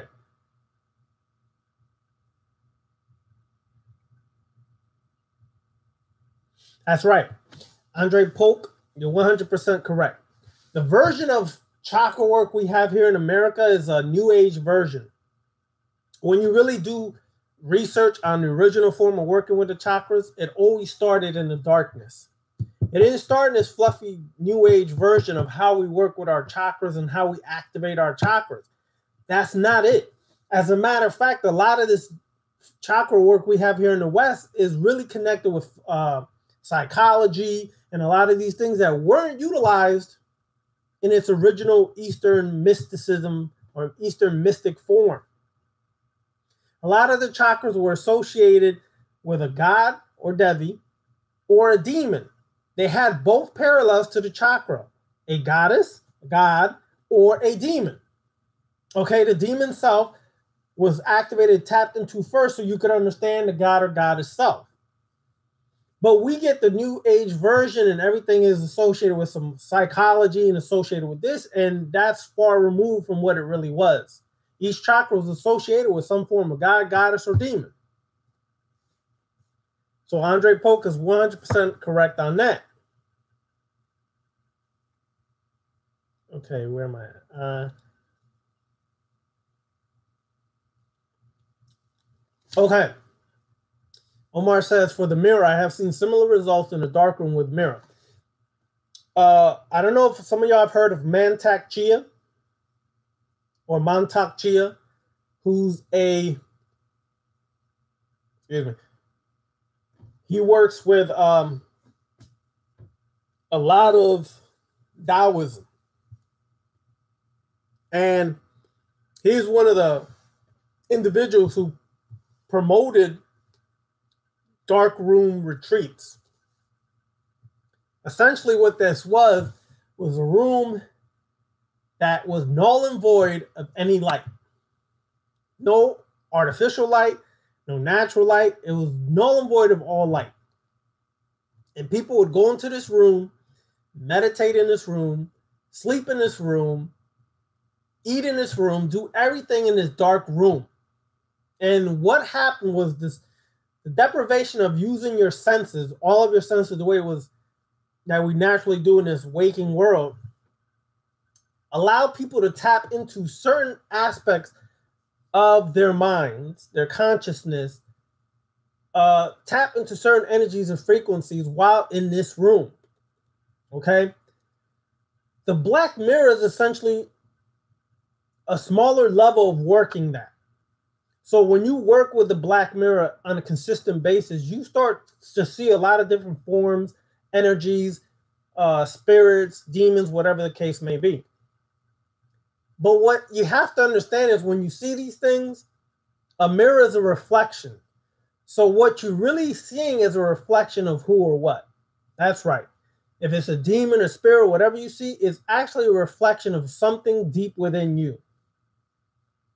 That's why you work with a black mirror. Okay? All right, so that's another thing. That's good point, Straight Pants 79. The heart chakra color associated with love wasn't just green. Pink was also a color associated with that. That's why when you see some of the symbols associated with the heart chakra, you will see that some of them have the color pink interwoven with the color green. It's not just green. It is pink in there involved as well. All right. Let's see.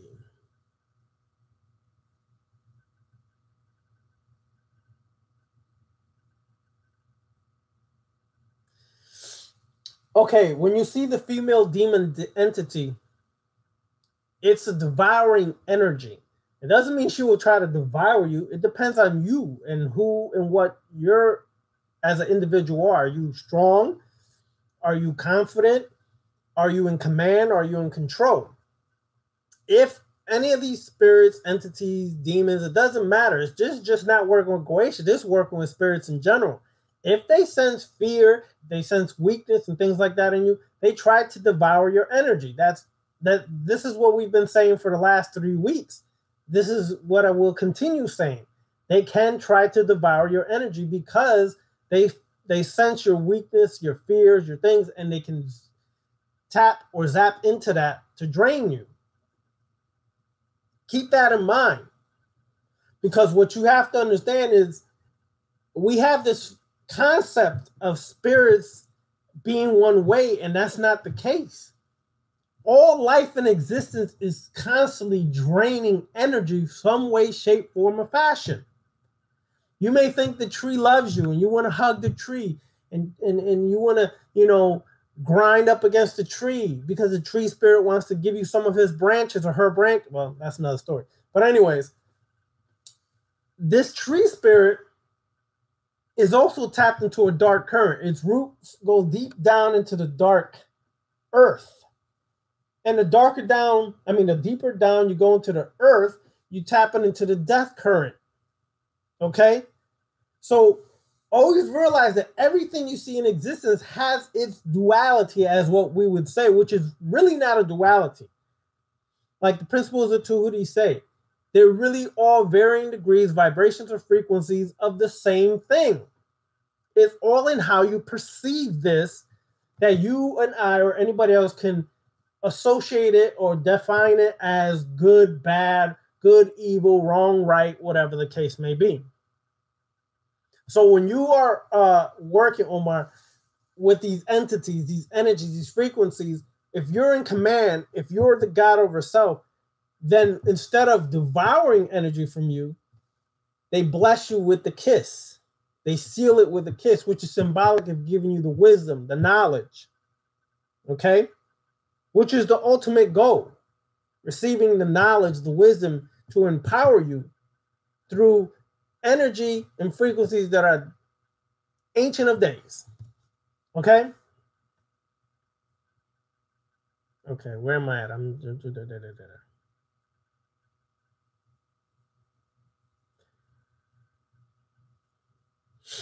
Girl Bye has always been about balance. But here's the problem with the balance concept. It's more about harmony than balance, and I'll explain why.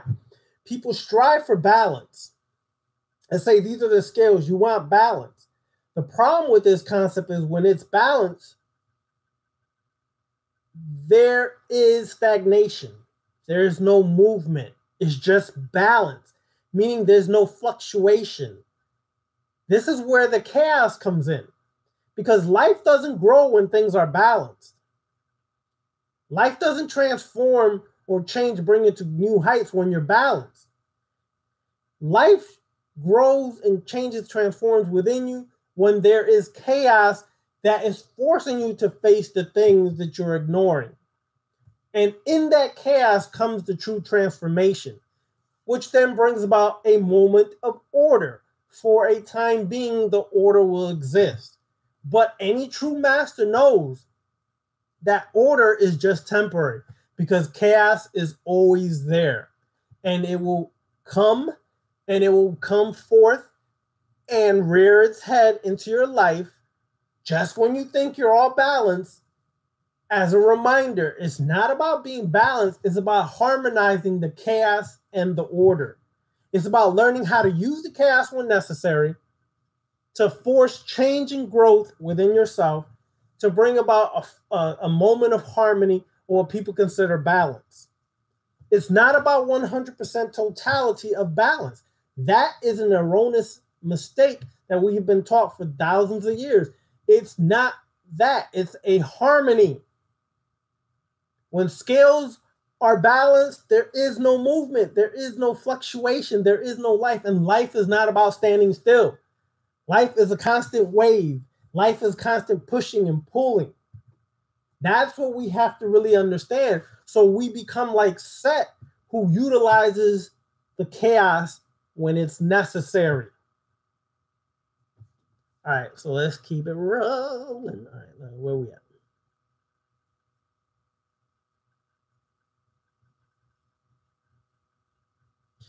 Woke media, you're not off for doing any of that. You're actually more on point than people really know. That you, once you start using your own creative mind to create your own sigils, your own rituals, your own everything, now you become God.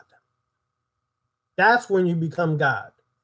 And as Woke Media said, yes, God is associated, or the true self is associated with Solomon, the master, the wise one. You understand, the master who stands on the square.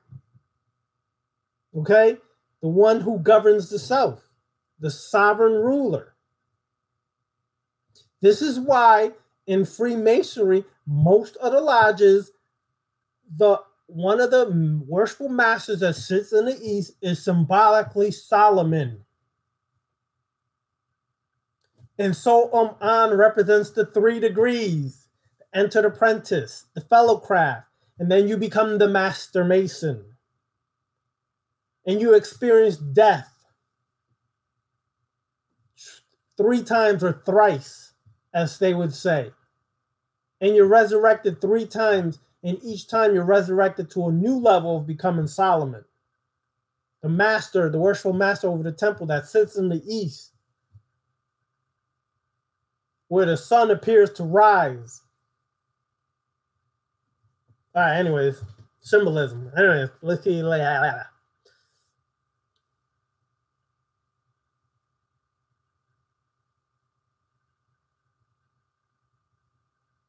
So the bullshit we picked up along the way, okay, I choose to be happy says, so the bullshit we picked up along the way is what blocks us from ourselves.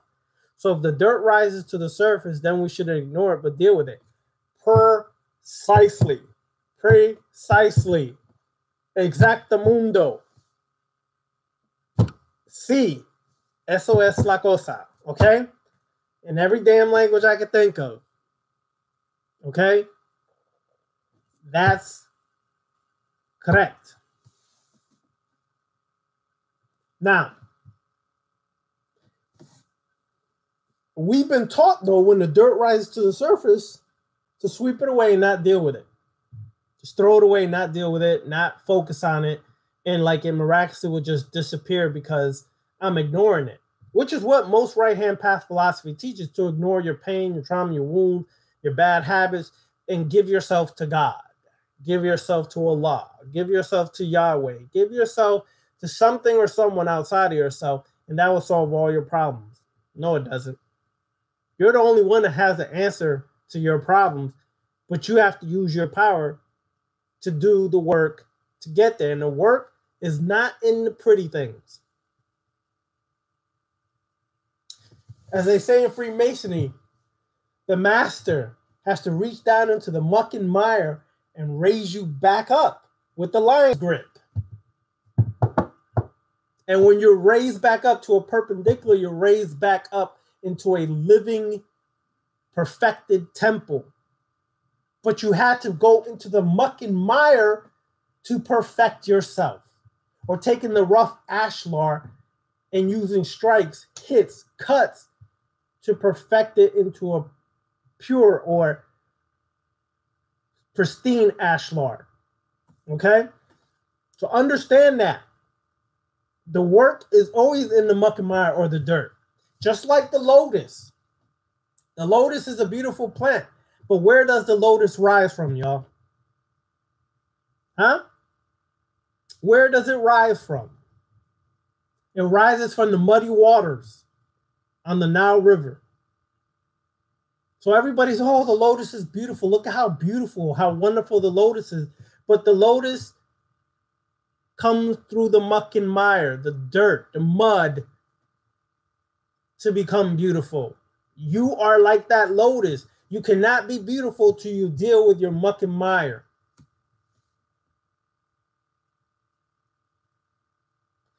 Yes, Andre Pope, his book on scrying is really good. There's other books I have, but it's out of my reach right now that I can suggest. There's another book called Scrying for Beginners. I can't remember the dude's name. That's also good to check out.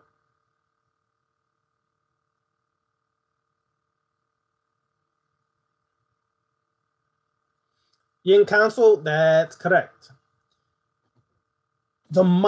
Any mantra, the reason why you use Om in most of your mantras is because Om is primordial sound. It's the sound that comes from the darkness. The sound that busts forth from the darkness into the light. So when you're using mantras, you can tap into the blockages within your subconscious mind of and about yourself and bust forth like the lotus through the muck and mire, because you're using the primordial sound tapping into the dark parts or regions of yourself that are blocked. The mantra, the frequency or vibration of the mantra, is helping you chop away or tear down those obstacles or blockages that are many times self-created.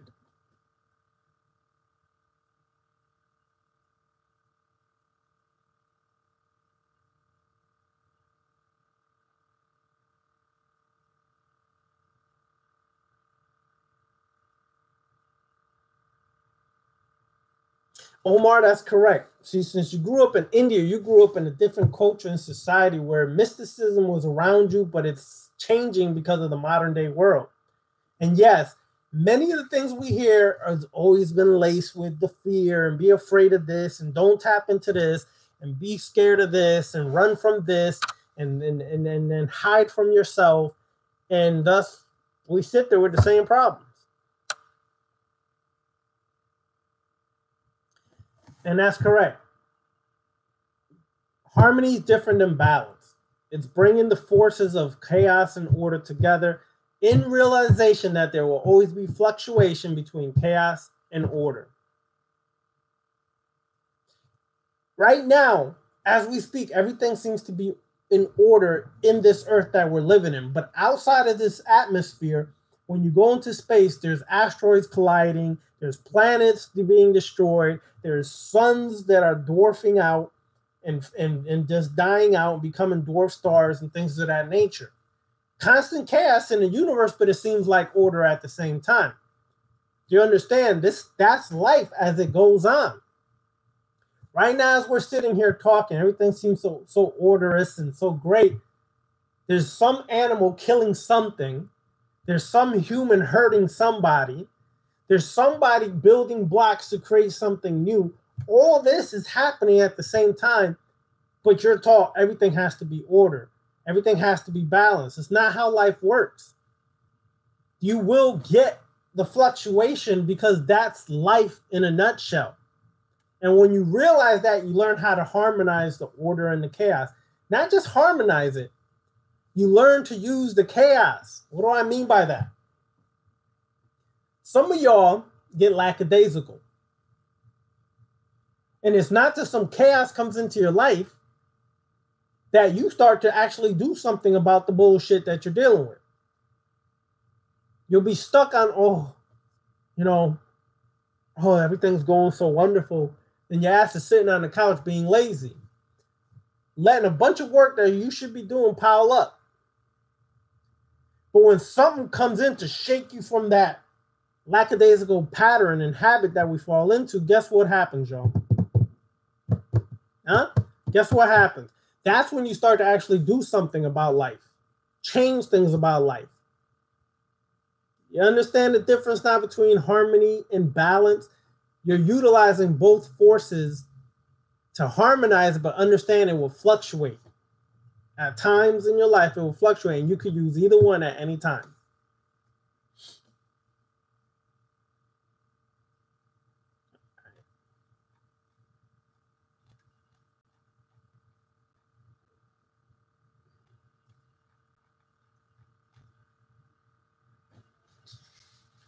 Goddess Kiera, what's good, girl? I ain't seen you in a minute. Yeah, England, the whole world got problems. That I can say. Damn, girl. You distracted by Puerto Rican eye candy. Well, I take that as a beautiful compliment. Sunday, I'll be looking even sharper for you, Kiera. If you come out to the class, I'm going to get this trimmed up. I'm going to get it all hooked up. I'm going to wear some nice colors for you. I'm going to use some chakra colors to attract you, Kiera. Now, let me stop. Anyways. So what's good, y'all? Any other questions before we finish this up? Like I said, I just threw this out here because we've been working with the spirits and it's kind of associated with it. I know we've been working a lot with the African vibrations, frequencies, and energy, but throw it off, a little change of pace because that's how chaos works. You can't just get too comfortable in something. You got to change it up. And the reason why you change it up is because on this path, you should be versatile. You should be able to do work with the Gate and Baum Sendi one day, and the next day you flipping it, doing some Luciferian magic. You should be able to flip it back and forth that easily and master all the systems that you should be mastering or want to master within this path of the left-hand path. Don't get lazy. Don't say, I just want to work with just this one thing. That's good. Work with that one thing till you master it, but don't get stuck. Because when you stuck, that's when you stop to grow. And I've seen too many people get stuck in one path and then get back into the tradition and in the dogma of that one path and lose their focus, and now they're back to being religious fools again. That's not the purpose. That's not the goal. The goal is to continuously journey and master as many systems as possible that you can utilize for your growth. Okay? One week I could do a video on Shiva and how Shiva represents the lycanthropy or the lycan or werewolf energy within self and how to utilize that werewolf energy for your transformation. The next week, we could be talking about Pillsbury Doughboy and how to make Pillsbury Doughboy your god. Not really, but I'm just saying. All right? Because one thing humans will do is they will try to make anything to a damn god. It's a damn shame, yo. People always got to find a way to try to worship something instead of themselves. Worship, y'all. Thing humans will do is they will try to make anything to a damn god. It's a damn shame, yo. People always got to find a way to try to worship something instead of themselves. Worship yourselves. Wake up every day and worship yourself and see how beautiful you are. Look into the mirror and see how beautiful you are. And that means when you look in that mirror, you're embracing the dark part of yourself, the most perverse parts of yourself, the most freaky parts of yourself, the most loving parts of yourself, the most caring part of yourself, because it's all you. You don't shun one part of yourself and say, oh, that's wrong. Some crazy shit that you like, why hide and run from it? Not announce it to the world. Hide from yourself that this is a reality. You like some crazy shit. It's part of life. It's part of who you are. It makes you who you are. If you can't embrace that part of yourself, I don't know what to tell you. The work, it will be longer and harder for you. Do you understand? The work will be harder for you. I'm not trying to sit up here that I'm all fluffy and all just divine and right. Listen, y'all. I got my shits that I like. I love sports. I'm a Yankee fan to the end. I got almost every color Yankee hat you could imagine. I'm a sneakerhead. I love me some sneakers. Always have, always will. I got Air Force Ones, Jordans, all kinds of shit. As opposed to this right-hand path, spooky-ass conscious community that you have to shun everything that you may like. Some of y'all women may like red bottoms. Fucking love the red bottoms. Lick the damn soul if you want to, if that's what you really like. That shit does not make you evil, less, or wrong. And shit makes you a real person who's learning to love every part of themselves. Okay? So if you love some red bottoms as a woman, fucking embrace that shit. Don't hide it because the conscious community says it's wrong and all I should have is an afro and goddamn whatever fucking big ass aunt covering my face. Stop with that bullshit. That's some extreme shit. You're a human being. You're going to like some of the shit. Oh, you can only like black clothes or clothes made by black people. Look, people, I like Polo, I like Hilfiger, and I like some black clothing lines like Aku and things like that. I'm going to rock all that shit. I don't give a fuck how conscious people think they are. This shit's irrelevant to me. If I like something, I'm going to wear it, I'm going to rock it, and enjoy it. As y'all should too. Some of you women have some killer bodies. Fuck the conscious community who tells you to be modest. If you got a nice ass, show that shit. Okay? That's your power of seduction. Use it. That's magic in itself. Use that shit. I know this may be controversial. Some of y'all may not like it. Cut the shit out. That's who you are. You weren't meant to be here hiding everything from everybody because you're raised in a society that's so closed-minded. When we came, some of us have ancestry back to Africa, them women had their titties hanging out. Well, yes, we're in a different time. I don't give a fuck if we're in a different time. I'm just saying the mentality is that screwed today that a woman can't show her breasts, so she has to wear these tight-ass bras that can produce breast cancer. Let the titties out, man. If that's what it takes, let them out. All right? Let them just bounce them things if that's what you're feeling. Don't restrict yourself because you're trying to be super conscious and super fit into some niche or some description of what a conscious spiritual person is. Your ass may not like to wear your natural hair. So fucking weave the shit if that's what you want. The fucking Egyptians weave their hair. So now it's wrong. Oh, she's brainwashed. Not necessarily. Sometimes y'all women don't have enough time to do your hair because you got to work or do other shit. So you just throw a weave or a wig on. So be it. Rock the shit. Remember, the left-hand path is a path of nonconformity. And the conscious community is a path of conformity. They can think they're so conscious and so right and so aware and so intelligent and knowledgeable. But in reality, that's another system of control. It's a new modern day mental slavery system that's created for this day and time to take melanated people and put you back under stupidity. All right? Be yourself. Soon I'm going to do a video and a few videos on just the demonic feminine energy, on just letting your energy ride out. I didn't say get crazy without self-control. I said ride out. Be seductive. Learn to use that. Sisters, all of y'all should have the book, The Art of Seduction. All of y'all. If you don't have that book, you're doing a disservice to yourself. Because one of the most powerful energies and frequencies and magnetism that y'all have is the power of seduction. And as a woman, if you're not seducing, you ain't living your free life. I ain't say seduce for sex. I'm talking about seduction. The seduction can be used for anything. You could go into a store, okay, and you want to get these shoes really bad, but you may be short $10. The person, the cashier, you just bat your eyes, and that cashier may be, you know what, let me hook this person up and give them my discount. Bingo, you just got them shoes that you possibly were not going to walk out with. Now you got it. That ain't wrong, y'all. If you still think that's wrong, please exit stage left and do not come back. Okay? This is not that type of ball game here.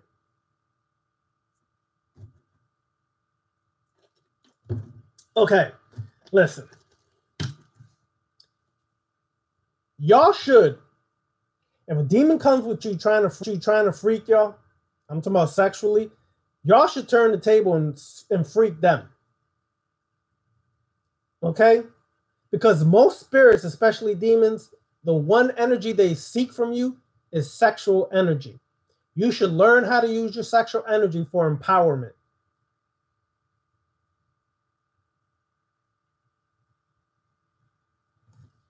Okay? You got to understand that, y'all. Do you know that there was temples in ancient Kemet? Okay, before I close this, I'm going to go into this for a minute, so bear with me, y'all. That there was temples in ancient Kemet that prepared women to be master seducers. Let me tell you what I mean by that. Okay? You would be sent to the temple to learn how to seduce men, how to please men, and even please each other as females. It's all good. Okay?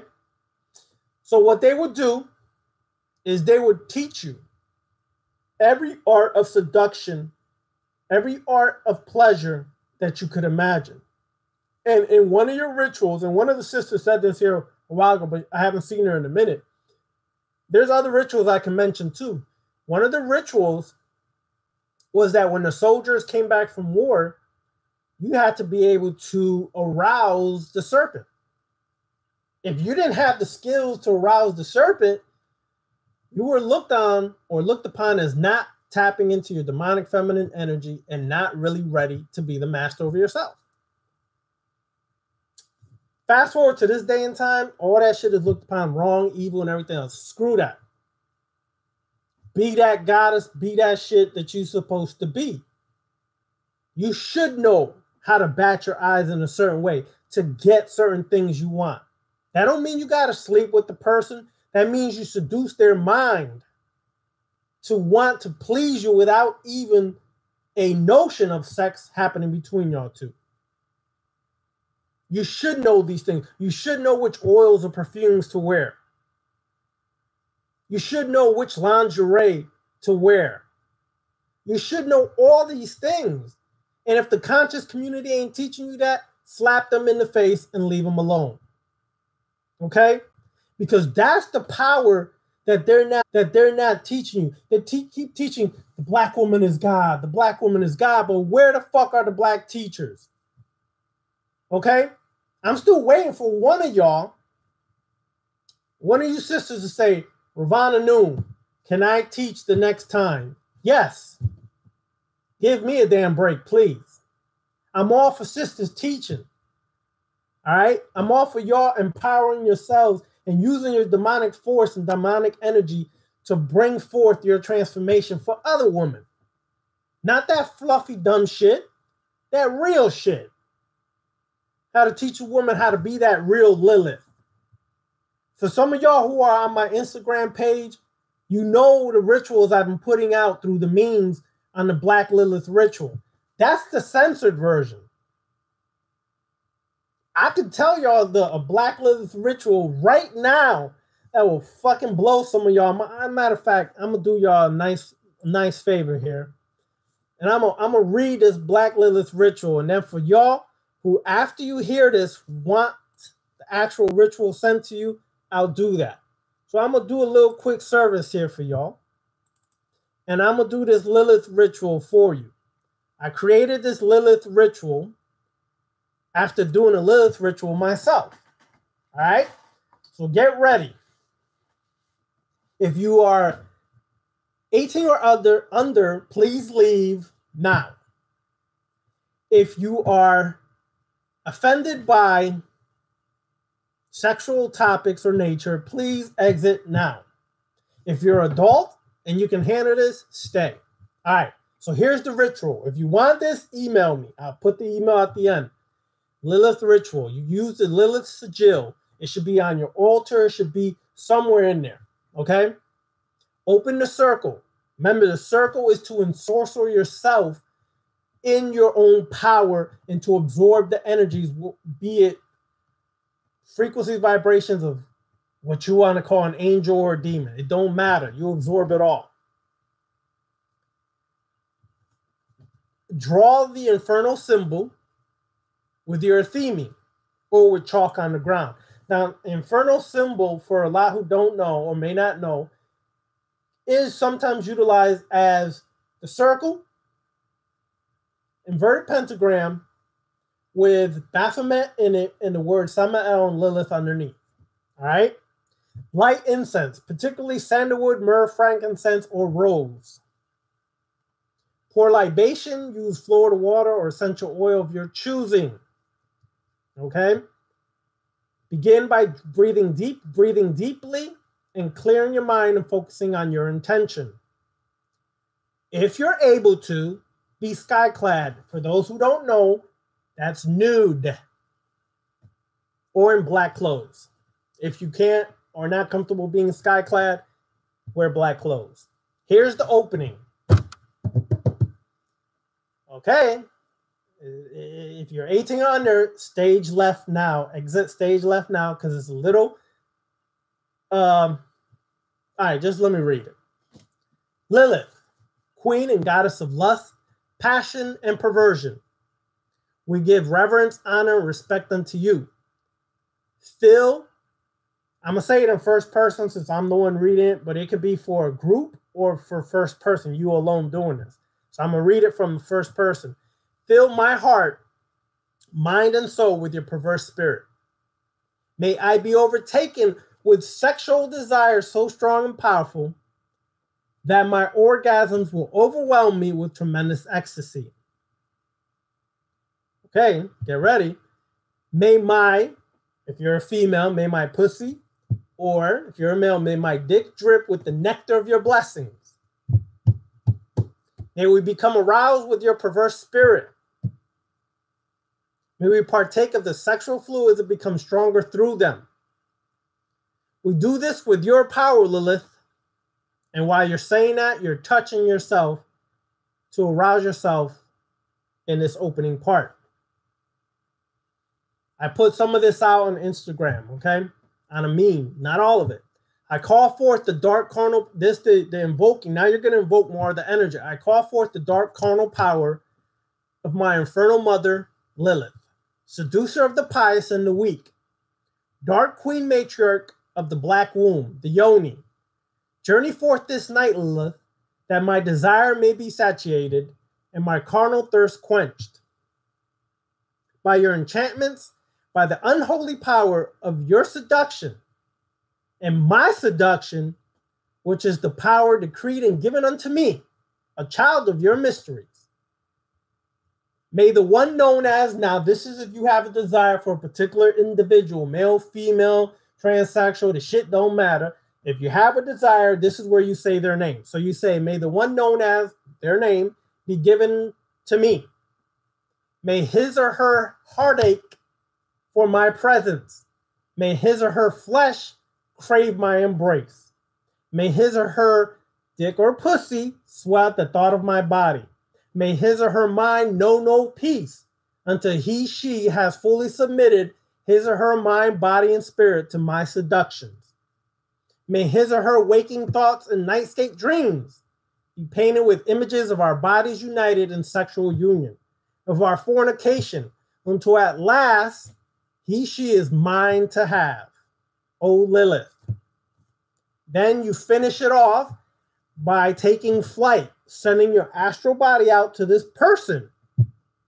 Lilith, queen of lust, that is exciting my desires, mother of night and vampiric hunger, empower my spirit with the gift of flight.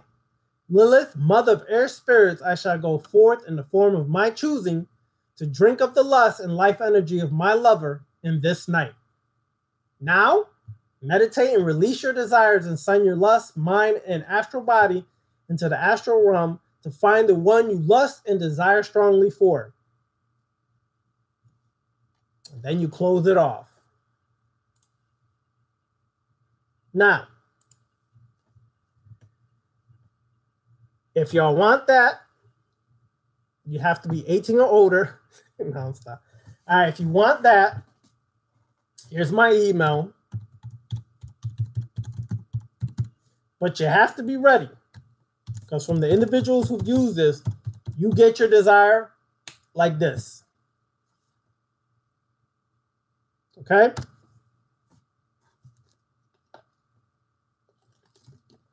So,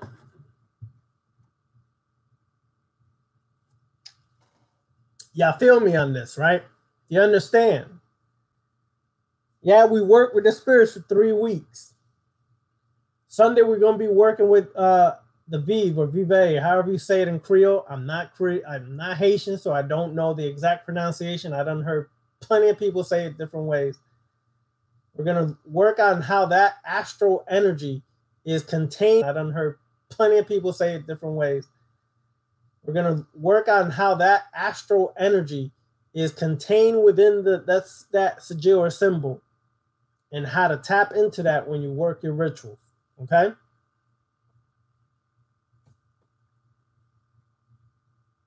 So,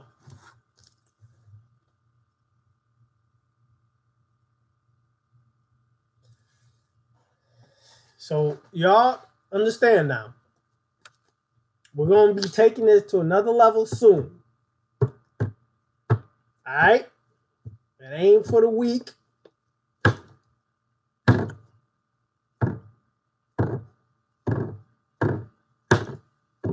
So I'm bringing this shit out because it's time for y'all to work this.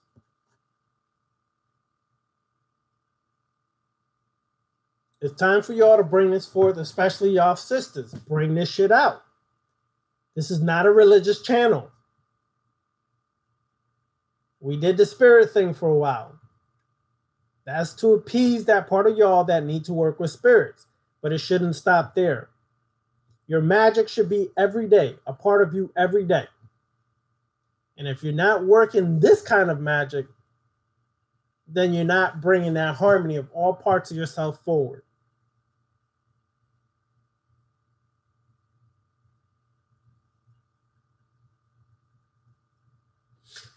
Yes, the Lilith energy taps into the Kali energy. They're basically the same kind of vampiric energy. Okay, I haven't done a vampiric video in a long time, or lecture in a long time, especially utilizing the Kali or Lilith energy or Sekhmet energy, but we're going to get back into all of that, y'all.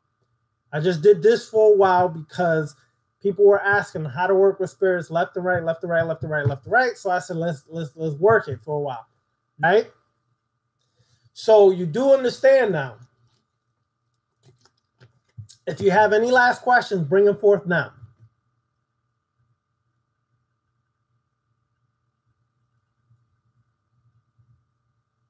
All right. Any questions, bring them out now.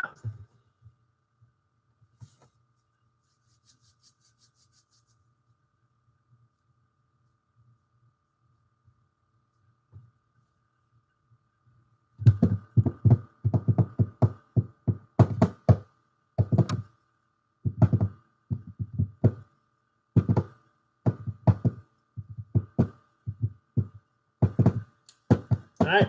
I guess y'all don't have any questions, but this would always happen. Just when I'm about to shut this down, somebody hits me up right before I shut this down with a question. So there it goes.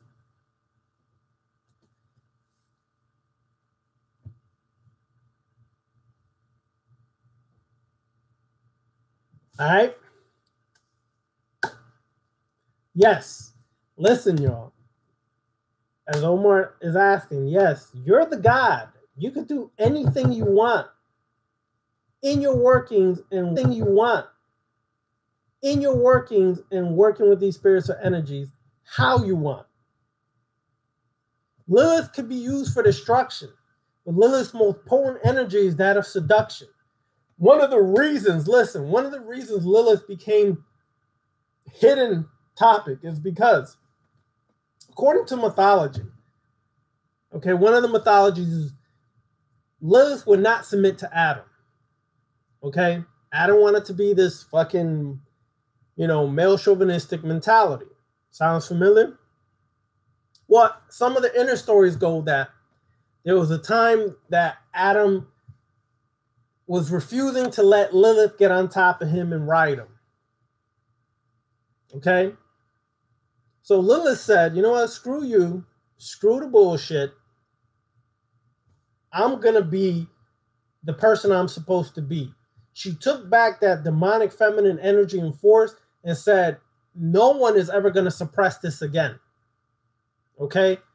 Adam, screw you and your chauvinistic bullshit. It's a symbolic story, but in honesty, it's still something that's prevalent today. A lot of dudes tend to suppress that demonic feminine energy. I don't give a damn how conscious they are. They tend to suppress that shit. That's not the move. The way the vibration and frequency of the earth is, it's time for the demonic feminine energy to rise up and out of you all. Okay? Sekhmet is vampiric energy, Yin Council, because of the symbology of Sekhmet devouring humans or destroying humans and drinking their blood, which was drinking or taking their life energy. That's really what it was symbolic of. Because within the blood is the spirit, the life force, the energy. She drank the blood symbolically after destroying humans for disrespecting Ray, right? And she fed on the blood of humans. That's a vampiric energy. Plus, Sekhmet represents emotions, anger, passion, ferocious, all kinds of emotions come forth through Sekhmet. So if you deal or need to deal with your emotions and your emotions are out of order or out of whack and you need to control them, you work with the Sekhmet vampiric force. There's rituals to work with that to help in that control of your emotions. All right? That's right, Lord Kush goddess. Lilith was her own goddess. She would refuse to bow down to anyone or anything, which is what is a symbol of what women should be today. Stop bowing down to these men that are bullshit ass, broke ass, lazy ass niggas. And I'm going to just be straight up with y'all. Some women fall for this hardcore, he's tough type, he's a thug shit. That nigga ain't got a pot to piss in. Okay, he's still living with his mama in her basement. Ain't helping her pay for shit. But y'all get stuck with these type of dudes because he's thuggish and ruggish. But a nigga ain't got 10 cents worth of knowledge or intelligence, but because he's thuggish and ruggish, you get caught up under that.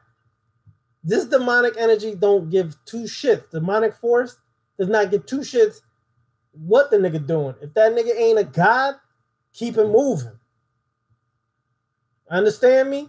You devour energy from gods, not some weak mortal ass dudes just because they thuggish, ruggish, and handsome. Fuck out of here. Anyway, that's another story. Lilith is also associated, Lord Kush goddess, with Kali.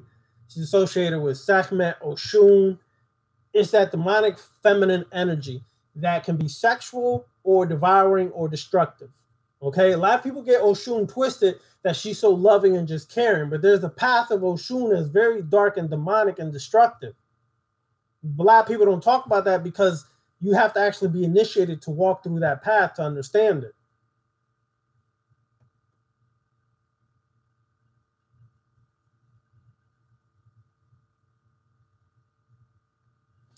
Yes, Papa Legba has sexual energy. That he does. And if you go to the ritual, that will be, I believe, hold on, let me check this.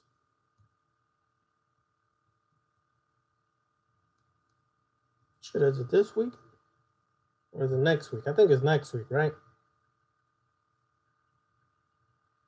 If y'all are able to make it to the ritual, yeah, next Friday, the 31st, the Papa Legba ritual in Miami, you'll see how that energy and frequency and vibration has a sexual energy towards it that's similar to Baun Samedi. Remember, Baun Samedi and Papa Legba are both masters of the crossroads. The difference is Papa Legba is the master of the crossroads of life. Baron or Baun Samedi is the master of the crossroads of death. Okay? But death is associated with sex because Baun Samedi is also associated with life and death. And life, a symbol of life is sex, sexual energy. So yes, when you work with Papa Legba, there can be sexual vibration frequencies rising really fast, really hard. Okay? Especially if it's trapped or buried there